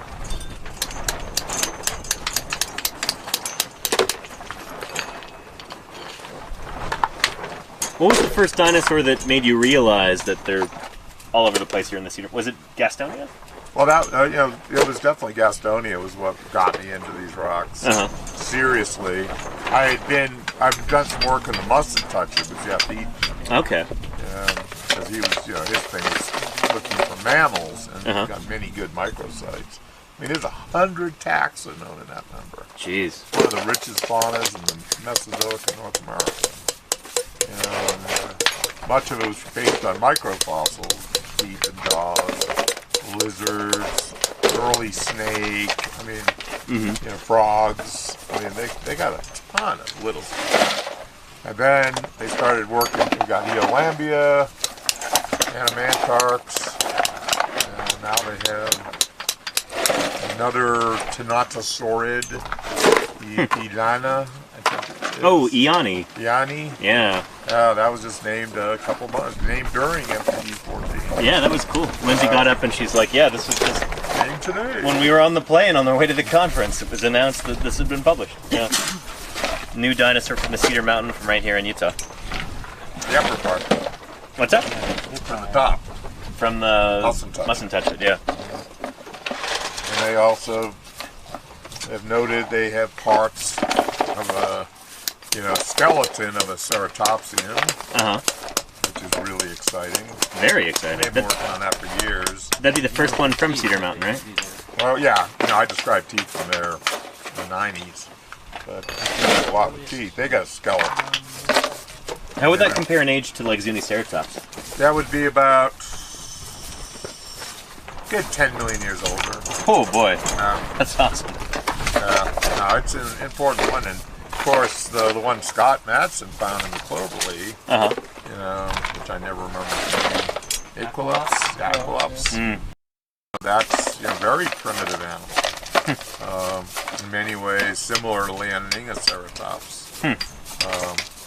And I expect they'll find one in Asia. Because my take on the Cloverleaf fauna is a holdover fauna from the last connections with Europe before we things had start connections with Asia. Yeah. And then you get therizinosaurs coming in, or? No, we don't have any therizinosaurs yet up in the upper stuff. I have a feeling they went extinct, at least at the Appian, if not just for some reason earlier. Because we don't have much on the poison strip yet. So if you got one in the poison strip, but certainly there's no evidence of them over a pretty big gap until we get Zuni. Right. And when we get Zuni, we're seeing, real tyrannosaurids.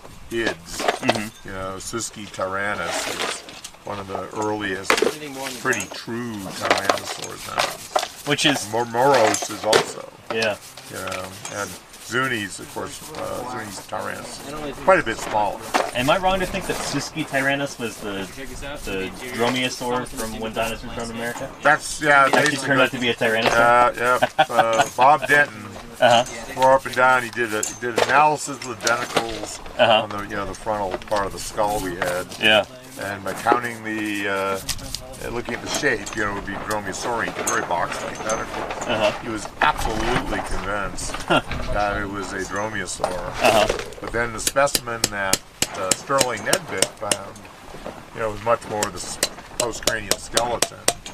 And there were things in that were decidedly Tyrannosauric in nature, as opposed to Dromaeosaur. Just unmistakably. Yeah.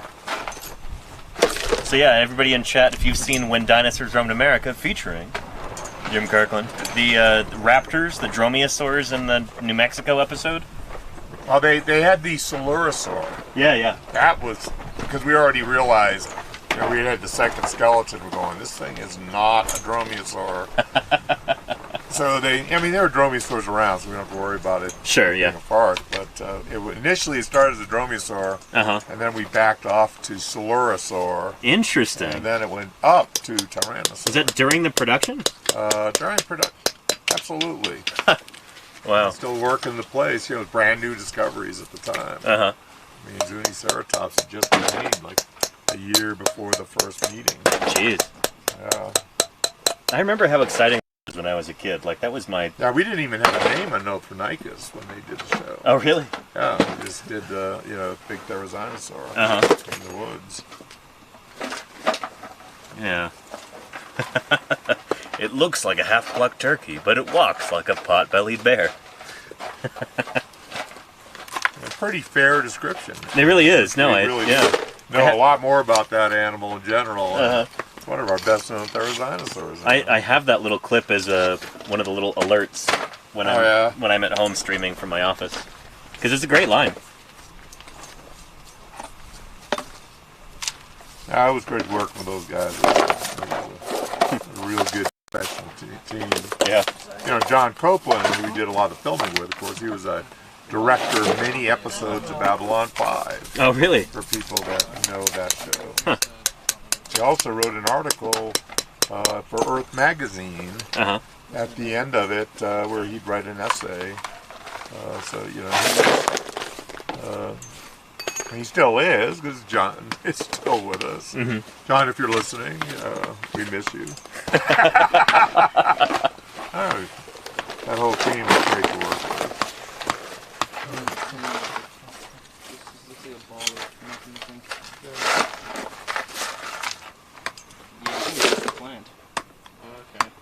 And it'd be really cool if we had another film crew out at some point. Yeah, to work on a new dinosaur documentary. You never know. That stuff happens. Let's see. Golganek says, someone describe me. What, do you look like a half-plucked turkey but walk like a pot-bellied bear? If you do, that's super cool. Hey. Appreciate you, Golganek. Yeah. I got the Nothronychus in me. Be a great name of a hit song. Pot-bellied bear. I got the Nothronychus in me. You know, 2025 disco. Dino disco. The return of disco. Yes. It's all dino disco. Get down with that. The second dinosaur renaissance. Yeah. Torosaurus trot. You get the Torosaurus trots. Stand back. If you watch Jurassic Park, you know that could be a disaster.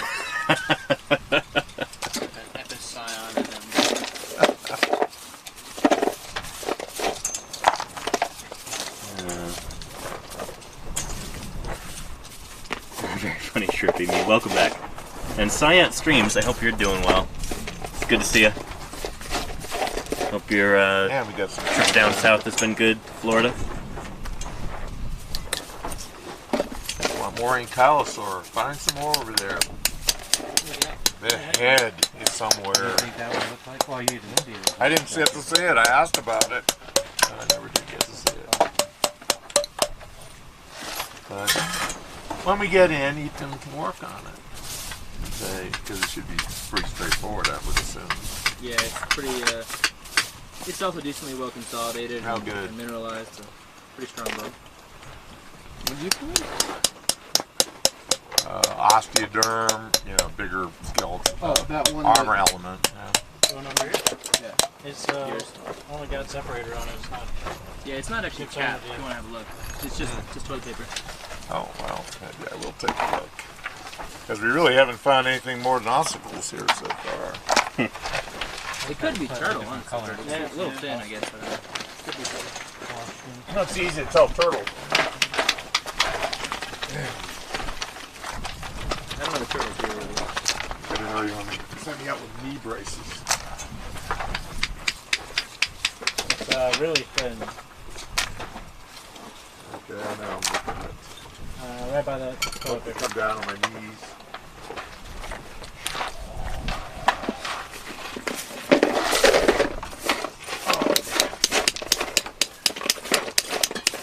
Right by your knee. Yeah. Here, right? Yeah.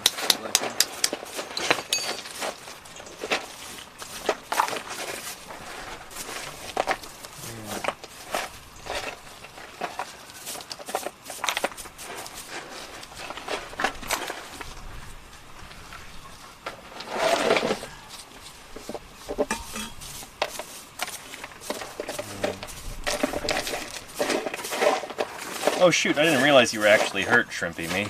I'm sorry about that. I hope you're recovered soon. I thought you were making a joke.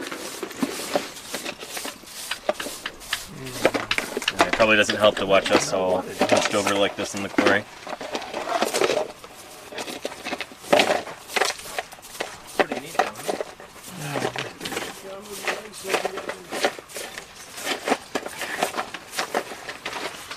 Oh, and Science Stream says, doing well. Baby Ilona is sleeping in my arms listening to you. Oh, that is adorable, Science Stream. Texture on his edge of this surface. Very brave of you to travel with a baby. But I know that can be harrowing sometimes. either That's cool. could be some kind of Yankee skull. Yeah, baby. Yeah, we have found another. Justin found something that looked a bit like a sort of spindle-shaped, thin on the ends and thick in the middle, and it had really a wrinkly texture on it. I just collected it, I wrapped it, it was like this big. I wonder if that's like maybe another fragment of the skull or something. It was close to here. And that had a similar texture to that thing. I'm looking at, just that ornament there. It does look veiny. That's not your real dermal, Yeah. oxydermal. A little bit there. What I remember seeing others. Maybe the back. She's a pretty cool baby. Looking forward to meeting her someday, Science Streams. Yeah. Here's another. And Gimblick says, it would probably be more harrowing to travel while leaving the baby home alone to fend for itself. I agree. Yeah. Unless you have a very precocial baby, Like, a lot of animals have babies like that. You are a sea turtle. Yeah, if you're a sea turtle, then yeah. That's all they do. No, I don't know. My kids.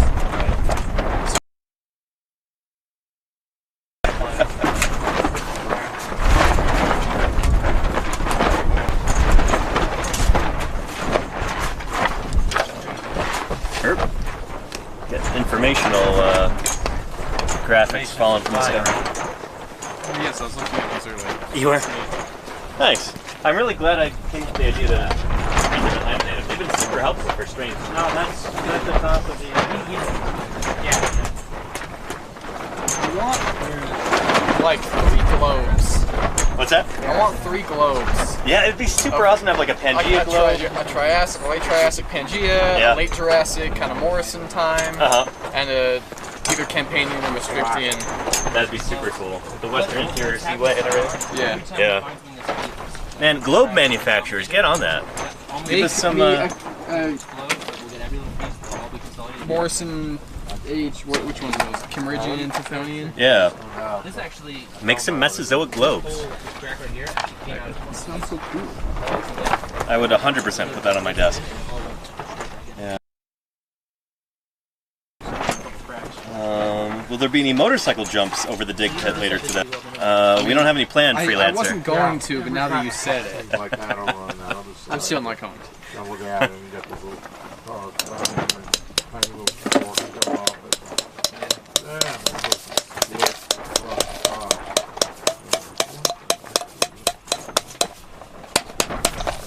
top. Thankfully, we've not had to fight off any roving motorcycle gangs so far out here in the desert.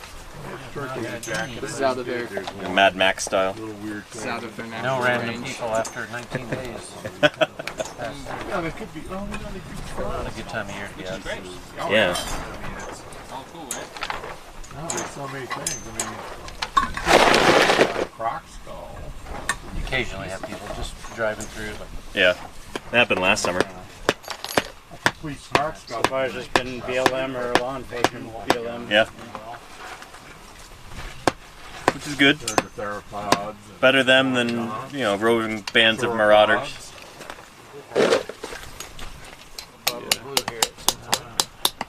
The bone bandits. Yep. No, I got it already. 440. 40, wow. Yeah. I kind of want to still I want to keep it open on this. Play on I can't later. paleontological field cruise. Yesterday. What I was doing done. Yeah. I think we're just as likely to eat them. This is already matched. We are fairly feral at this point. Well, maybe some of us are. Like, shoot, I could use a motorcycle. This is just Let's take it. there's like another really long skinny element here. A little straight for a rib. I'm in the. Well, I was a tibia when I first saw it. Oh, piece of rib, and then expands on both ends. And Javasaurus. Oh, you changed your username, Javasaurus. Cool. The tapping increase in pitch, hitting the rock, it is so soothing. I'm glad you enjoy that. And I'm glad the mic is picking that up. This little pubis. Yeah. Yeah. I need a boobiasaur. There you go, freelancer. Yeah. Yeah. Something coming out too.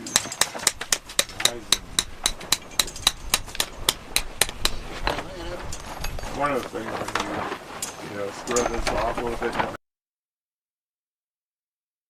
we're going to be tracking the sidewalk. More than this spoiled will look like this is how they walk in.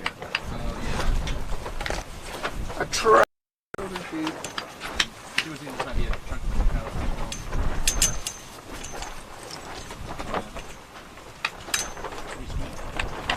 That's some And plant then crud. this thing right next to it. Probably related. Yeah, it's not an osteoderm. But you don't know what it is. And I've always liked things that I don't know because surprises are wonderful and feel. Yeah. Science thrives on surprises. Surprise party. Now, one of the scary stories of my career is when Brenda Chenery was trying to talk me into using the pubis of Nothronicus as a holotype for Zuniceratops. Oh no, what? What part did she think it was of a ceratopsian? She was interpreting it as a squamosal. Oh boy. I actually have an illustration of Zuniceratops using that as the squamosal. Well, you know, it's the least information you ever have about an animal like that is right there at the beginning. So Yeah, and see what I decided to do, even though it was in some ways scrappier than stuff out of the bone bed, decided let's use Christopher's animal for the type because he's got a coracoid, horn, post-orbital, some vertebra, a jaw with teeth in it. So we used a scattered partial skeleton at another site, a few hundred meters away, not far. And yeah, that was a good thing.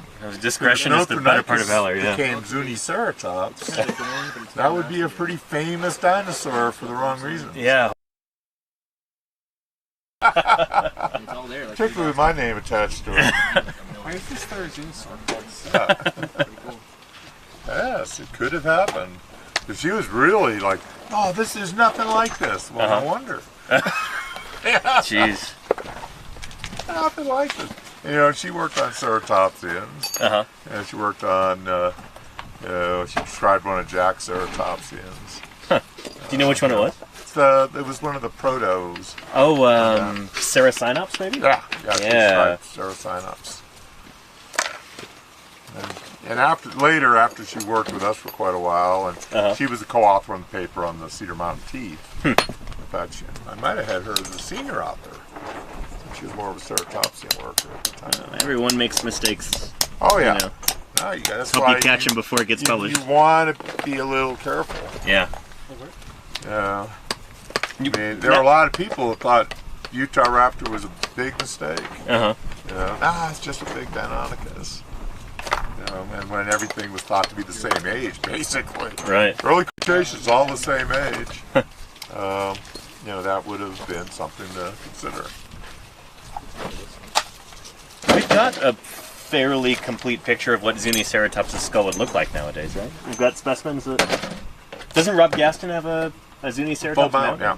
Nice, yeah.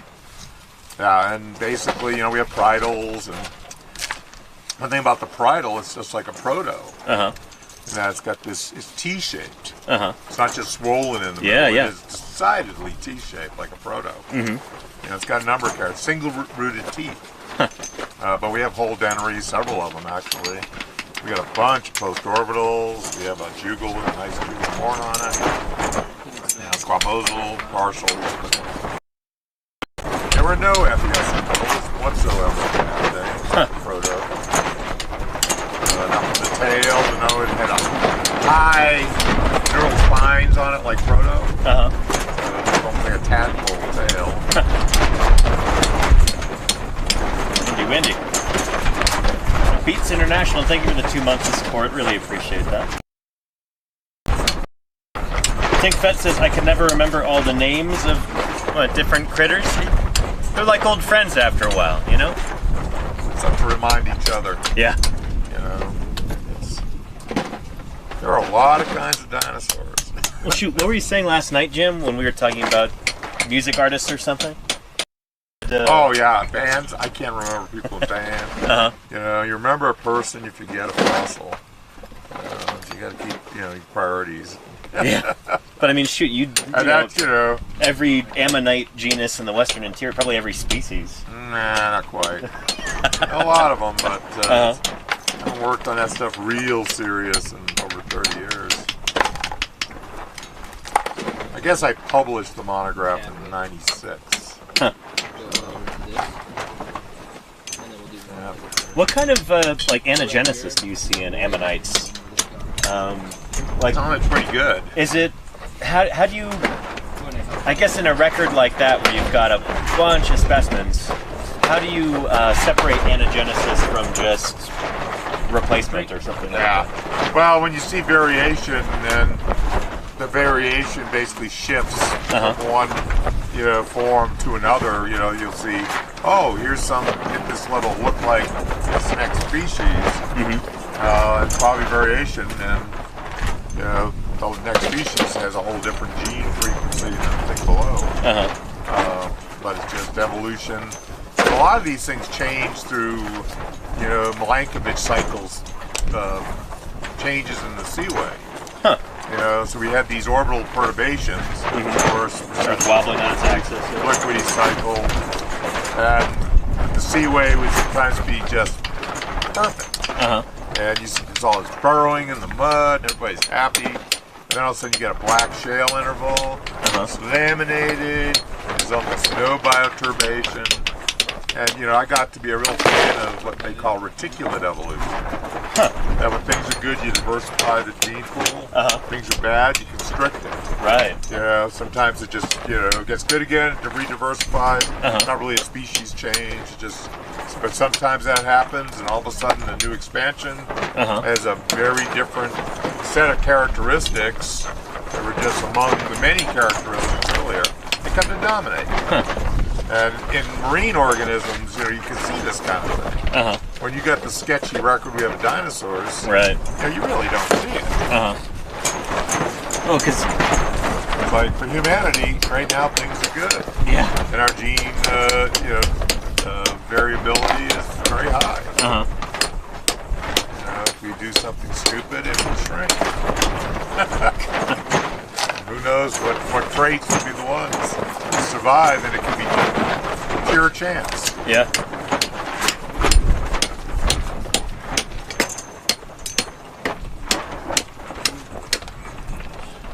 Norway and Sweden are spared.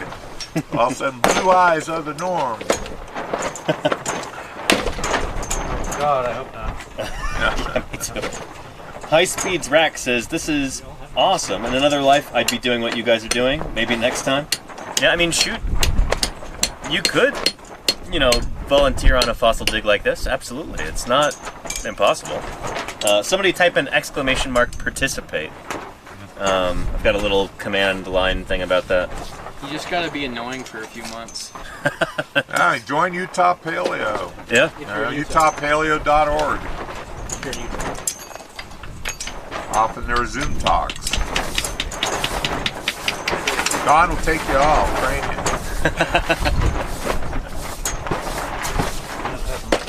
Training these days. We need a full-time preparator to take over many of those roles from you, Don.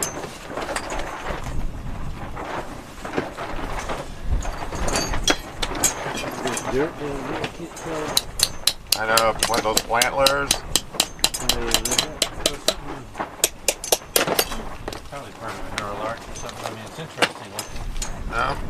And this is popped off at this layer. That's all dirt. It kind of looks like there could be more going in, but stuff going in is all just covered in mud. So maybe just a little transverse process or something. Or I don't know. That's an interesting bone. yeah. Yeah, get the needle, try to clean that baby. Yeah, there's one side. There's really only one area going in. Yeah. It's a little spot. The rest of it's all finished. Yeah, it looks kind of bony, but it's all in like a mud level. Can you match any of the surfaces of the rock? Because this piece is, this. There's all that.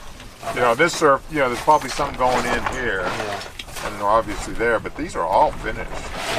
Yeah. That little piece that's broken, that's where it was found. I included those pieces that I had that time. Okay. So it probably didn't extend into anything big. See tricks. Yeah. But that side, there's the stuff from. I'll try and do a stream from camp at some point. Maybe toward the end of the season. Look at the rocks. Sometime in the next few days. It'll be fun. There is a little more. Everything's covered in mud. Good to have you here. Hope things are see how this fits cooler on. over there than they are here. Temperature-wise. That, It's not that bad. because that there actually is pretty kind of, comfortable you can't today. see where that is. This morning it was downright Nick chilly. it. Nick it good.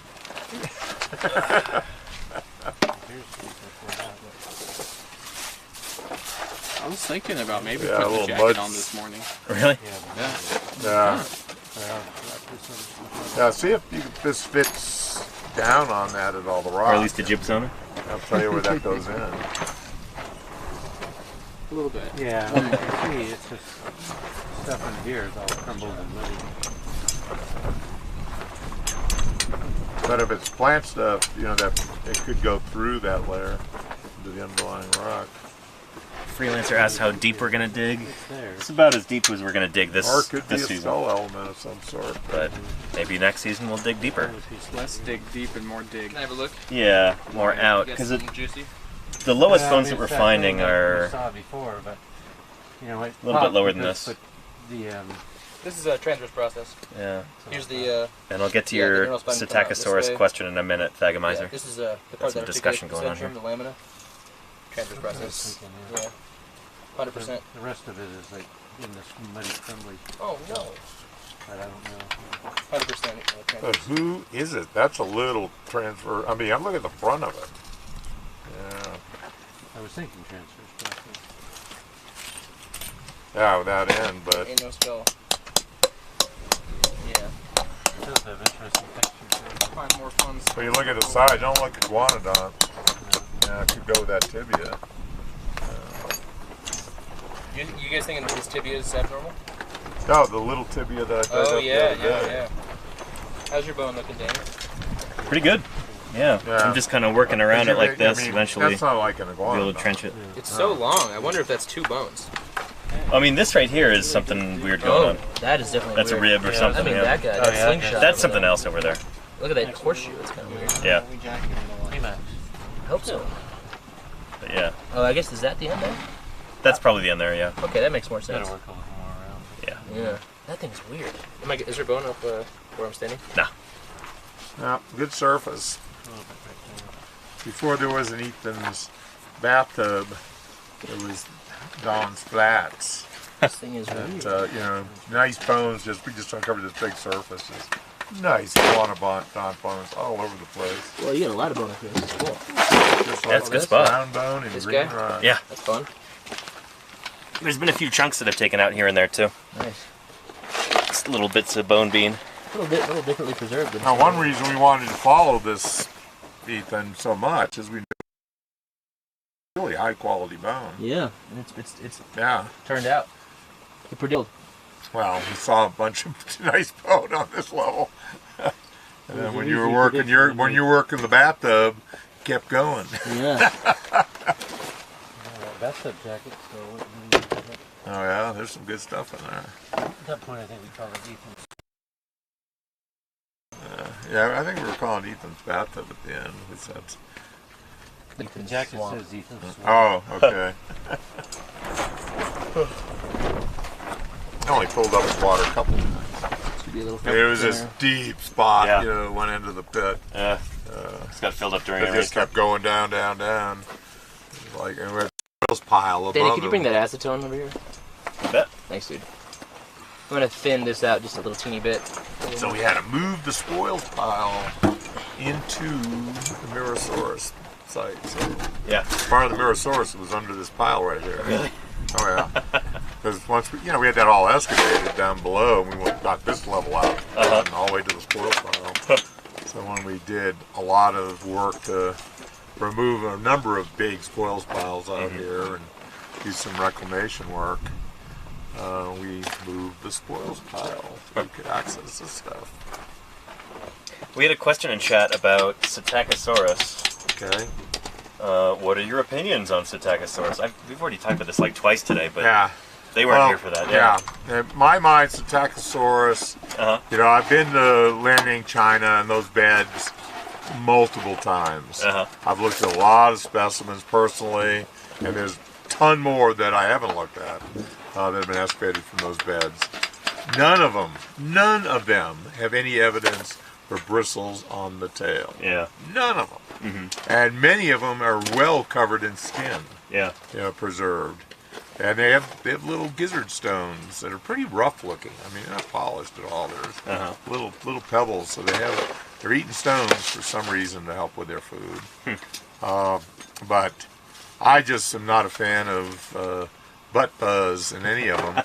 But even if it does have structures like that, Yeah. Psittacosaurs are a side group from the mainstream Volvoceratopsians. So they're not. It doesn't give rise to anything before it goes extinct. Uh-huh. So to say, oh, all dinosaurs have this, all ceratopsians have this, in my mind is ludicrous. I mean, and if you're a sculptor and you've got work with a toy company and you have a Diabloceratops, which is close to my heart, with butt fuzz, I will not buy it, even though I collect them, because I Putting them am. on notice. Yes.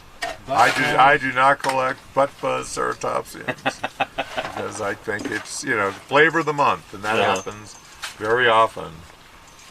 Spinosaurus have traces of baleen plates, so which is when was 30-year-old. That was 30 years ago? 93, almost exactly 30 years ago. Oh, boy. That was said at a Paleo Art Symposium by someone people were believing.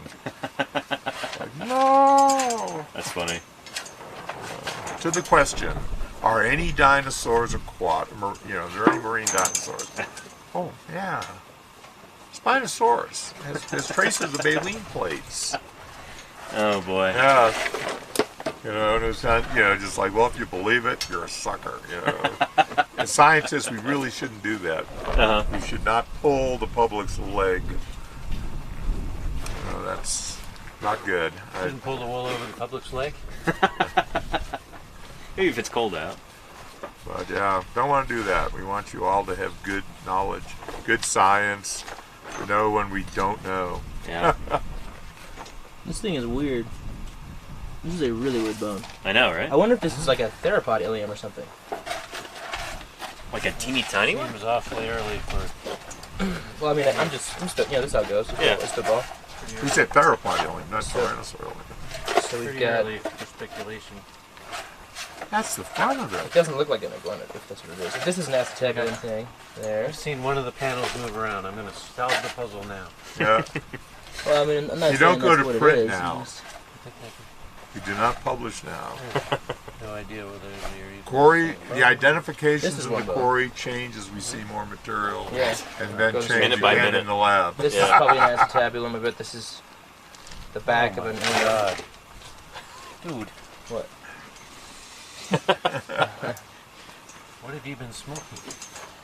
Acetabulum juice? Acetone. Yeah. Acetone. Danny, can I have a little bit of that TP real quick? You bet. I put just a little too much glue on your bone, unfortunately. You gotta soak it up. Thanks, dude. Yeah. It's going to glue the tissue paper to the bone. You were doing it perfectly, and I came over and had to screw it up.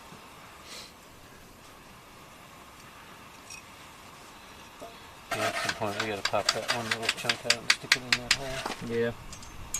This one? Yeah. Fixed. Square. Fits perfect, looks like.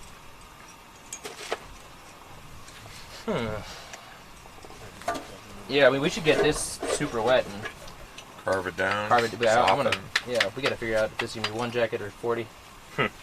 Only got a couple days, so. Yeah, I think no. we'll be able to get around this guy. It's always a problem, you know. It's always it gets great right before we have Yep. to leave. Find too many bones. Yeah, We just need to. it takes a long time to start finding them, and then What would it take for us to have a few more weeks out here next year? a few more weeks out here. Yeah. Well, part of it's the academic calendar. Divorce. You know, like he's going to have to go to school. Well, we can, you know, Don and I can flip back and forth some. I could you know. too. Yeah. Yeah, Yeah. but a lot of part our of it's, volunteers can't do that. Yeah. They're I mean, part of students. it's also the money and the bosses. Yeah, Yeah. They're Other responsibilities at I'm work. surprised they're even letting us come out at this point. yeah, Mm. yeah, because this is not funded. I mean, we've got, Yeah. Yeah, Mm-hmm. We also have 2,000 unprepared bones sitting back. yeah. Shh, don't say that. All you need is a preparator, you know?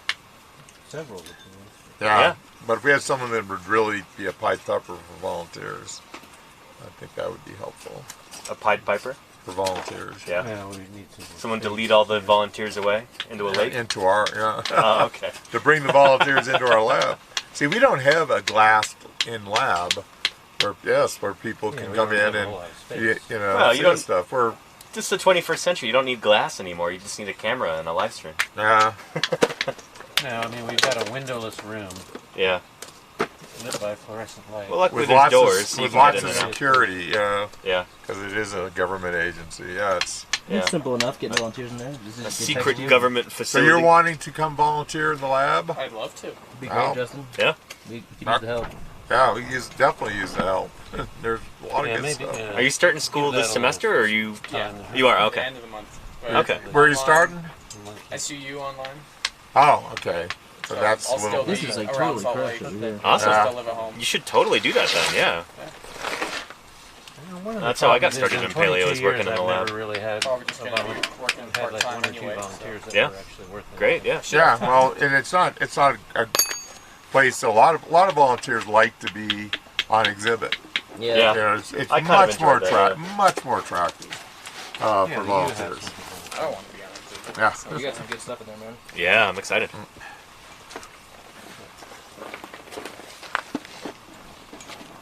Most of them are. You spend way more time trying to get them to do the right thing than, Oh, yeah. than you get out of it. So. Yeah, you train it, and they're bored, and they leave after you got them trained up right. Justin doesn't seem like that type. Yeah, Ah. he still seems trainable.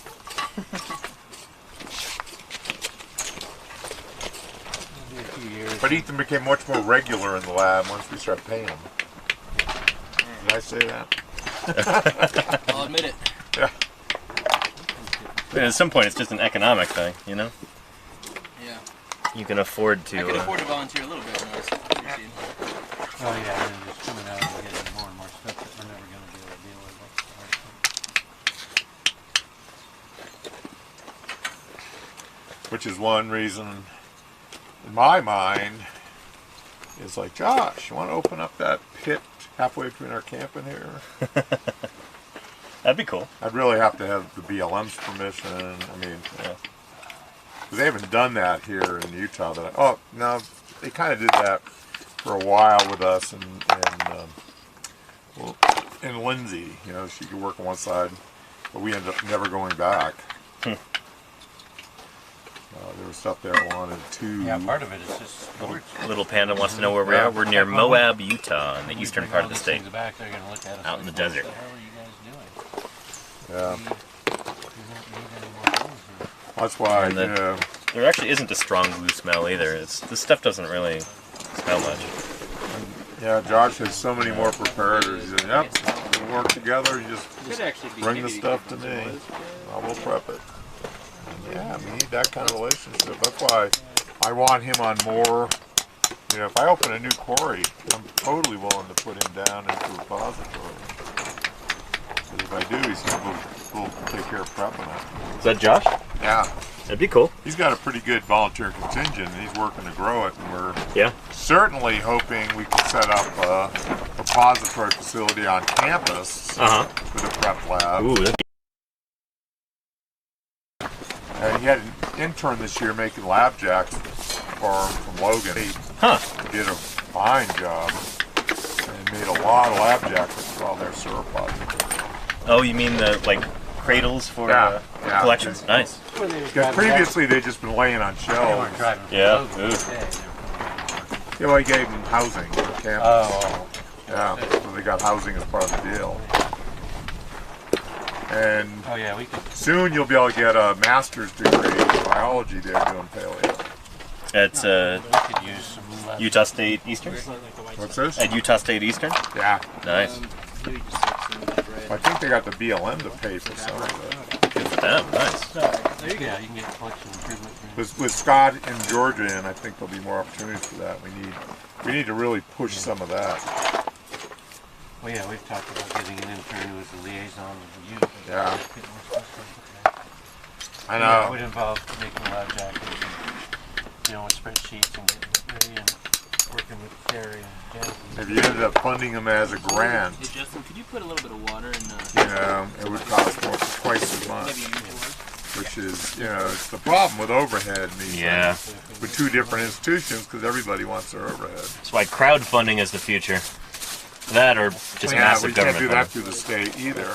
Yeah, shoot. Terry's always like, oh, it's our volunteer, you don't get any for our income. They get them, but they don't share them. Well, what we want to do is get a position created as a research thing, that their job as a research assistant to liaison, curate. And that's written in. Half of their written in to support the state. They just ignore it.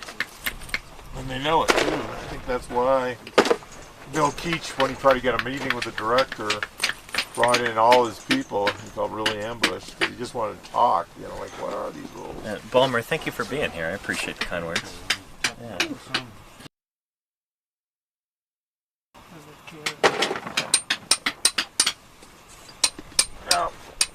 Repositories. Brandington, what's up with you? Good to have you here. I'm hoping Josh would be okay with me streaming from the quarry like this. This has been wonderful being able to do this here, Jim and Don. I can't predict. Yeah, He's pretty easy going. yeah. I like Josh a lot. I can't predict. Not so fond of these ants. Oh, they're Getting not awful really good. handsy right now. Temperature's right.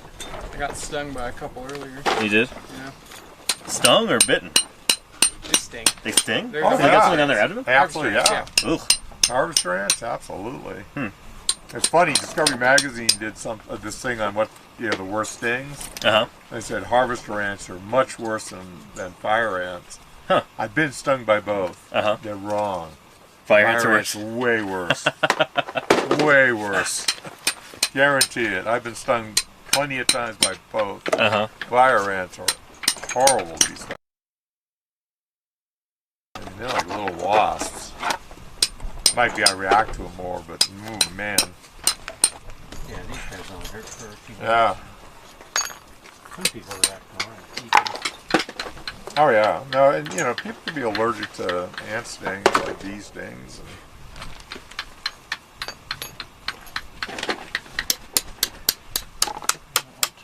It's been a long time since anybody's been stung by a scorpion in our crew. Yeah. It's not uncommon. I mean, we still got a few more days, Jim. I know. That could be one of our stretch goals. Everybody gets stung by a scorpion.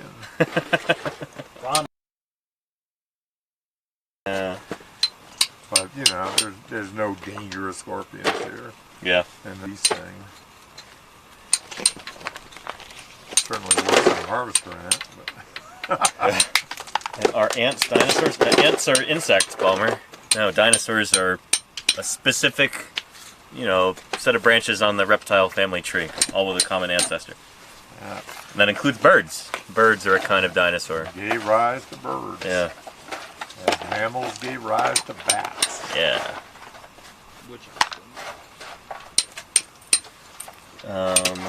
And which hammer makes my favorite sound, Choppy? Probably my hammer. I got this one for my 12th birthday. Had this for a long, long time. That'll be what? Almost 9 years now, right? Well, 9 years now.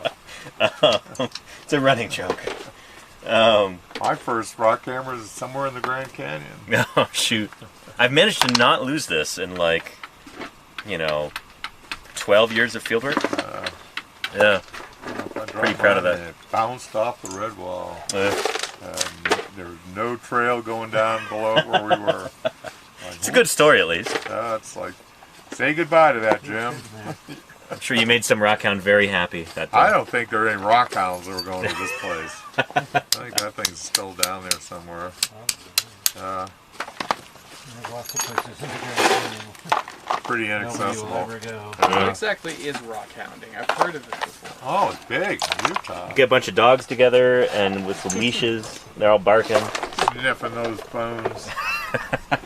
Basically, you know, rockhounds is the slang term for people that go out and collect rocks for various reasons, whether it's to make jewelry or to collect things, you know, minerals and, you know, odd shaped rocks. Or they just a fan of crime. Yeah. But there's a Utah Rockhounders Facebook page that has a lot of people in it. Yeah, it's a pretty big site. So, and occasionally you see some posted there, you go, ooh, I hope you didn't collect that. yeah. That would be illegal. And it looks like it may be an important specimen. And a lot of the people in the Rockhounders group are quite helpful. Others are, look at the rules as being against their rights. But it's varied. There was someone, a Rockhounder group in Colorado, found a big limb bone just down on the other side of that big ridge there, just a little farther to the west on that ridge in Boulder. Big limb bone, canal poison strip. And they reported it to the BLM paleontologist and sent pictures. It's complete bone. They got out there a week later, there was only half a bone left. Ugh. Yep, it was really sad. One went back out there. I thought they came out and the bone was all there and they collected half No, of they it, had and pictures then when of they it. came back, No. oh. Yeah, it was the whole bone in the pictures, and when they got there, it was only half. They collected what was left. People are just smashing off bits of bone. Why would they report it if they're going to? No, there was like 100 people. It was the Grand Junction Mineral Club. So there was a couple who wanted the right thing to be done, so they reported it, and probably the word got back that it was reported to the BLM, and ran out here to steal it. Somebody found that early. Oh yeah, absolutely. You know, I've spoken to that group a couple times, and once right before they were doing a big Utah expedition, to collect morrisonite. So remember, when you hear morrisonite, that's the code word for dinosaur bones. The time to start wrapping up. I think it I'm probably probably gonna stay a little longer. What's that? I'm probably gonna stay a little longer, so I'm happy to break it down. well, we can break down some of this side and stuff that's not affecting you at all. I might stick around a bit longer too. It's certainly doable. I'm almost completely out of drinking fluids, so. That's a reminder for me. I should drink some water. You can use it. But even warm lemonade. There's ants in it. What? Gather. It's kind of near the Gatorade bottle. Gypsona, next to the bones, to the left of it. Gotcha. Next to it. Right there. Bring the empty Gatorade bottles in to fill them up tomorrow.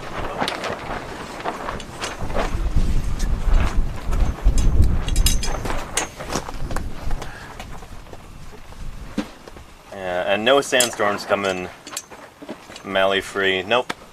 It is a clear, nice and clear and pretty on the horizon. Sounds like it's going to be pretty nice the rest of the time. Yeah. Put a picture. Oh, nice. Yeah, from yep. That was a fun day. It's one of our last days here last summer, right? One of the things you got to get on camera is being hit by a dust devil. Oh, we had that When you're on sandstorm. live? What's that? When you're on live? Oh, yeah. Yeah. Oh, good. The tarps started to come down. I had to run over and help hold them while I was on camera. Yeah. Pants way up. Because as nice and clear as it is, we can still get a dust devil. Oh, yeah, Mess that's up true. our day.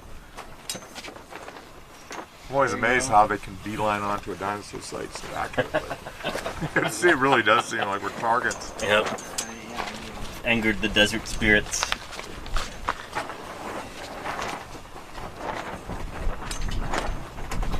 Oh wow, how are we all wearing the same shorts? It looks like they're new.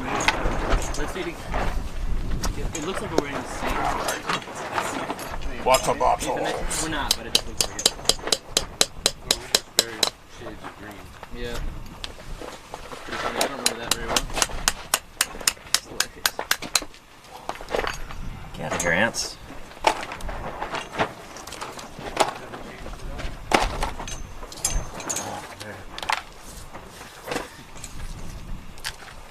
Deja vu all over again.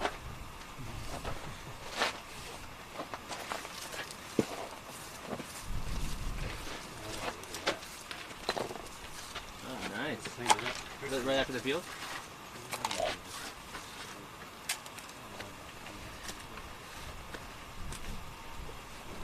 Sharp. Sharp as a deck.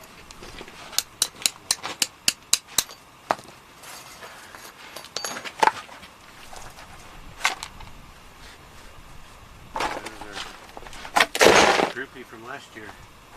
Yeah, I have those. Down to 6. Whatever.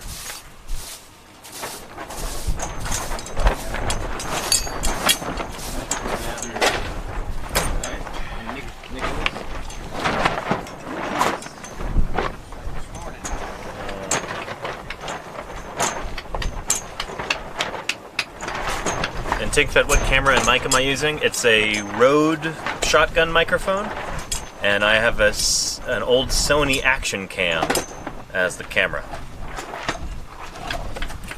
I had to make a custom 3D printed holder for them to get them to work together. Totally custom setup. They're in boxes that look like they're cardboard boxes. Ricardo says, so when you dig a bone deeper, suddenly there will be no bones? I mean, sometimes you find a bone underneath, and it complicates things, which could be a good or a bad thing. But yeah. Never know what you're going to find. It's part of why this is so exciting.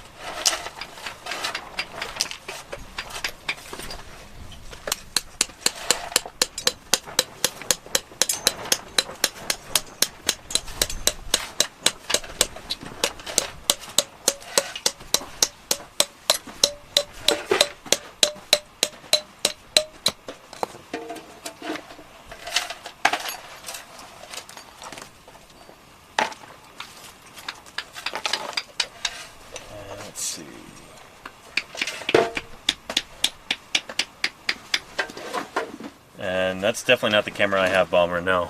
This is kind of a cheapo Sony action cam. They don't make these anymore. I actually have one at home that it's identical, but the lens is all scratched up. I got a new lens for it. I got to figure out how to put it on, so then I can have a backup.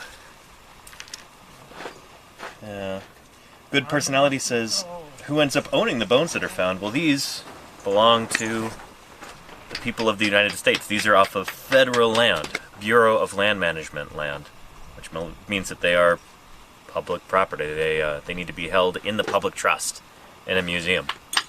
And they'll end up at the Natural History Museum of Utah in Salt Lake City. But first we're digging them up here. We're going to take them back to the Utah Geological Survey. And Dawn and Ethan are going to be prepping these. And yeah. Yeah, go for it.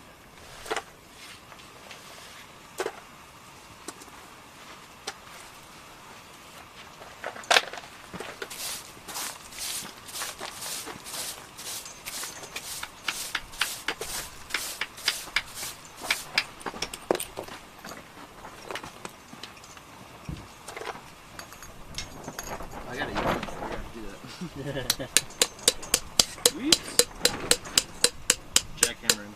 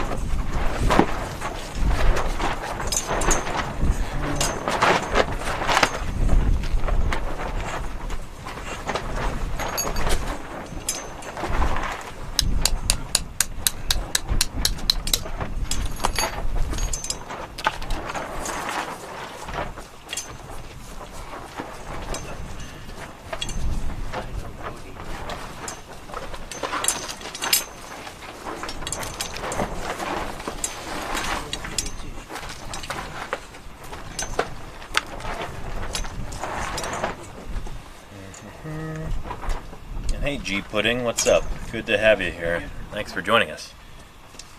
Having a pretty chill stream, digging up some dinosaurs today. Let me know if you've got any questions. You've seen this thing, right?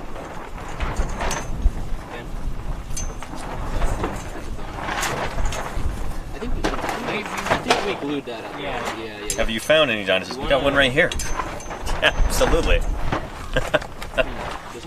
Wouldn't be very good at our jobs if we didn't have any dinosaurs here.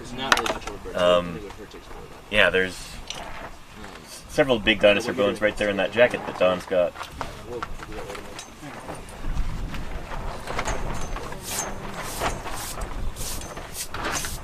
Get a little bone.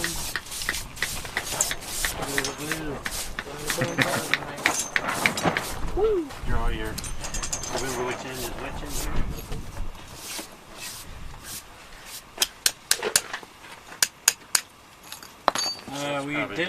We didn't rotate it, so the crossbone would be far end for me, and then Method for the mat says, what's the temperature out there today? you can type in !weather Moab, Utah, and you'll have your answer.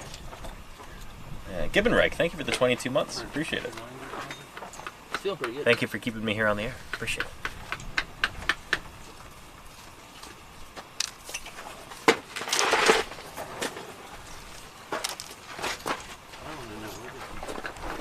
Let's get yours. Oh, it's just too fat. 15 seasons I've never used. Yeah. I just keep moving around to help people and keep losing my tools. I gotta go find a nice pick. Murph, thank you for typing that in. Good to see you here, Murph. Yeah. Oh, that might be one. Yeah, this is really Is that a coin for you? this is good for him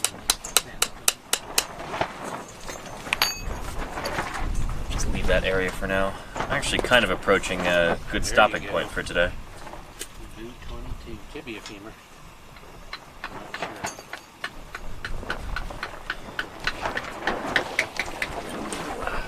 Very nice. Two question marks. Jim took that seriously. He's like, I'm out of here. Yeah, he just scrammed. Scrambled. What's the past tense of scrammed? Is it scrumped? I think it's scrumped.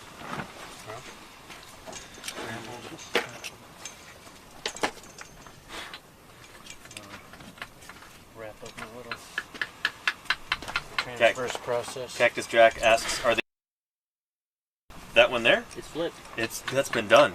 Yeah, It's now being been flipped. it's now being customized. You writing a radioactive symbol on there, Fisher? Which way? Writing some.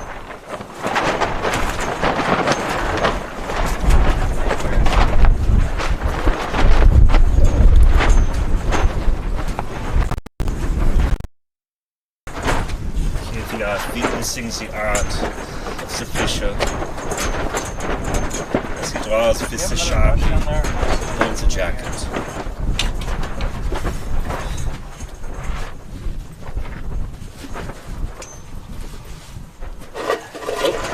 And we're getting a raid here. Well, well, well. Let's see here. Rated? Yeah, how many raiders have we got? Unrated. 3 from Melissa Saurus. Welcome, Melissa Saurus and 3 raiders. How are you doing? Good to have you here. Sounds like you might be in the right place with a name like that. Welcome to Paleontologizing and welcome to Eastern Utah. We're digging up some dinosaurs live before your eyes. We're actually getting ready to wrap up here in the quarry pretty soon. But for today at least. Yeah. Hopefully you're not getting...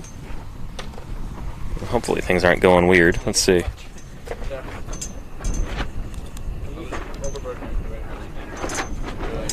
Yeah, we're good.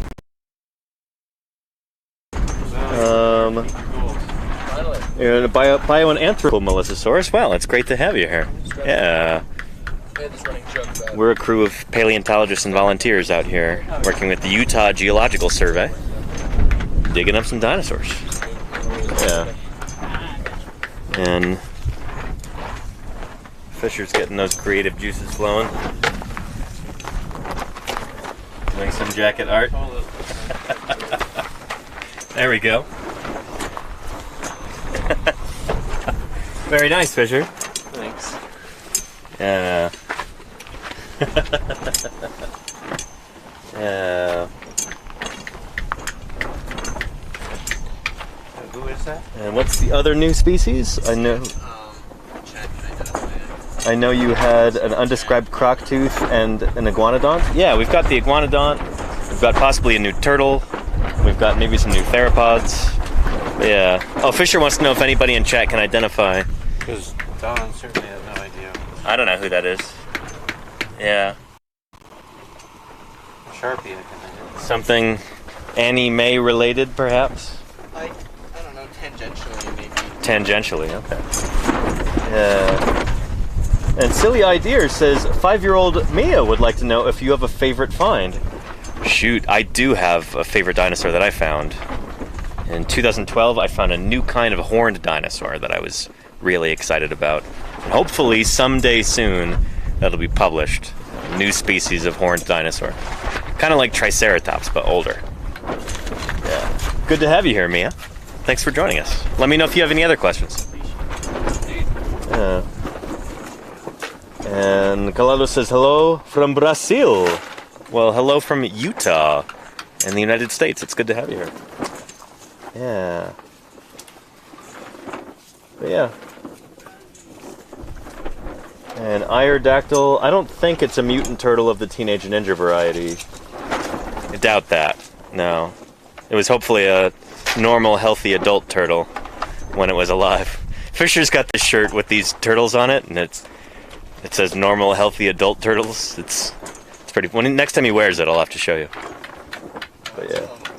Or, it's in the laundry pile? Shouldn't it be adult, healthy, normal turtles instead of... I don't know if it has the same ring to it. To match the Teenage Mutant Ninja Turtles? Yeah. I think normal, healthy adult turtles. It does sound better, but it's not. I believe there is a fossil turtle called Ninjamies. Yeah, Ninjamies, yeah. Named after the Teenage Mutant Ninja Turtles. I think in the paper that describes it, it says, named after those 4 totally rad dudes. Really? Yeah. It's a little embarrassing. Yeah. There's also, isn't there Gamera Kellys or something? Named after Gamera? Wouldn't be surprised. Friend to all children.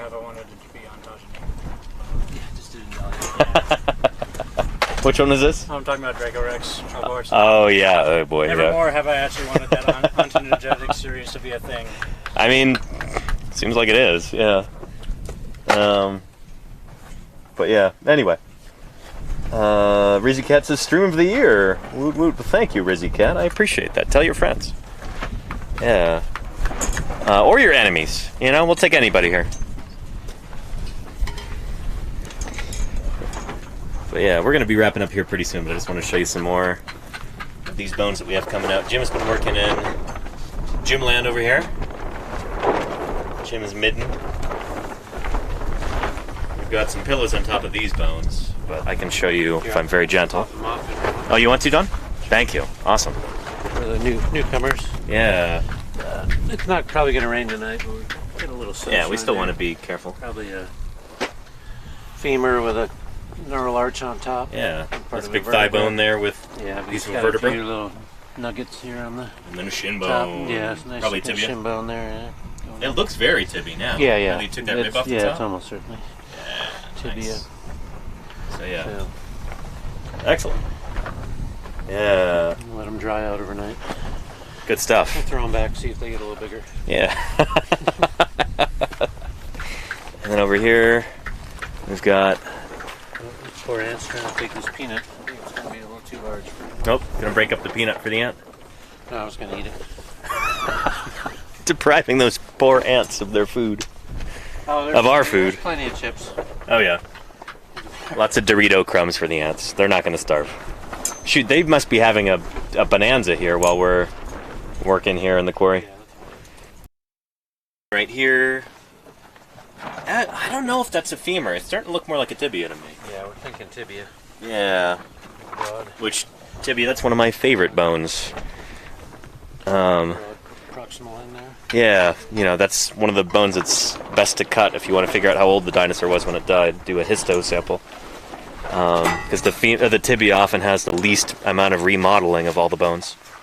So if you want to figure out how many years your dinosaur had been living before it kicked the bucket, then that's how you do it. Or at least figure out its general level of maturity. But yeah. Anyway, good stuff. Yeah.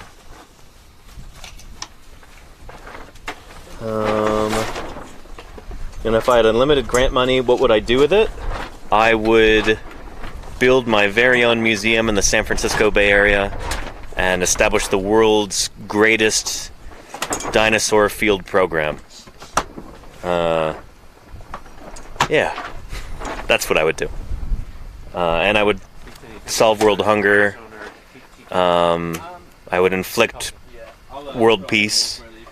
And, yeah, with unlimited grant money, that's what I'd do.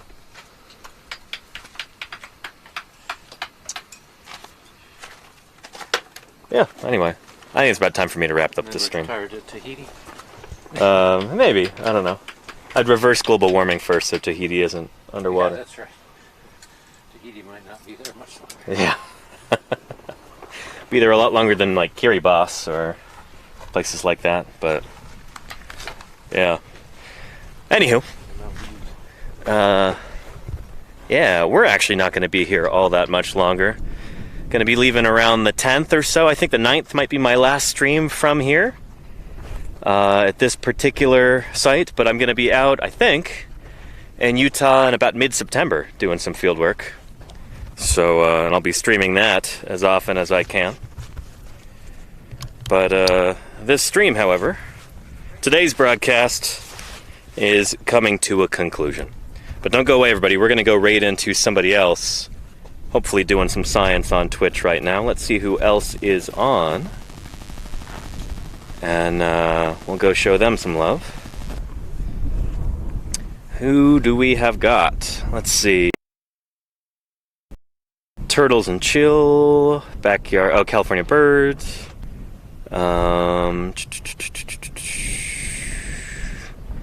Let's see, PaleoStream is on again. Well, maybe we'll go right into PaleoStream once more.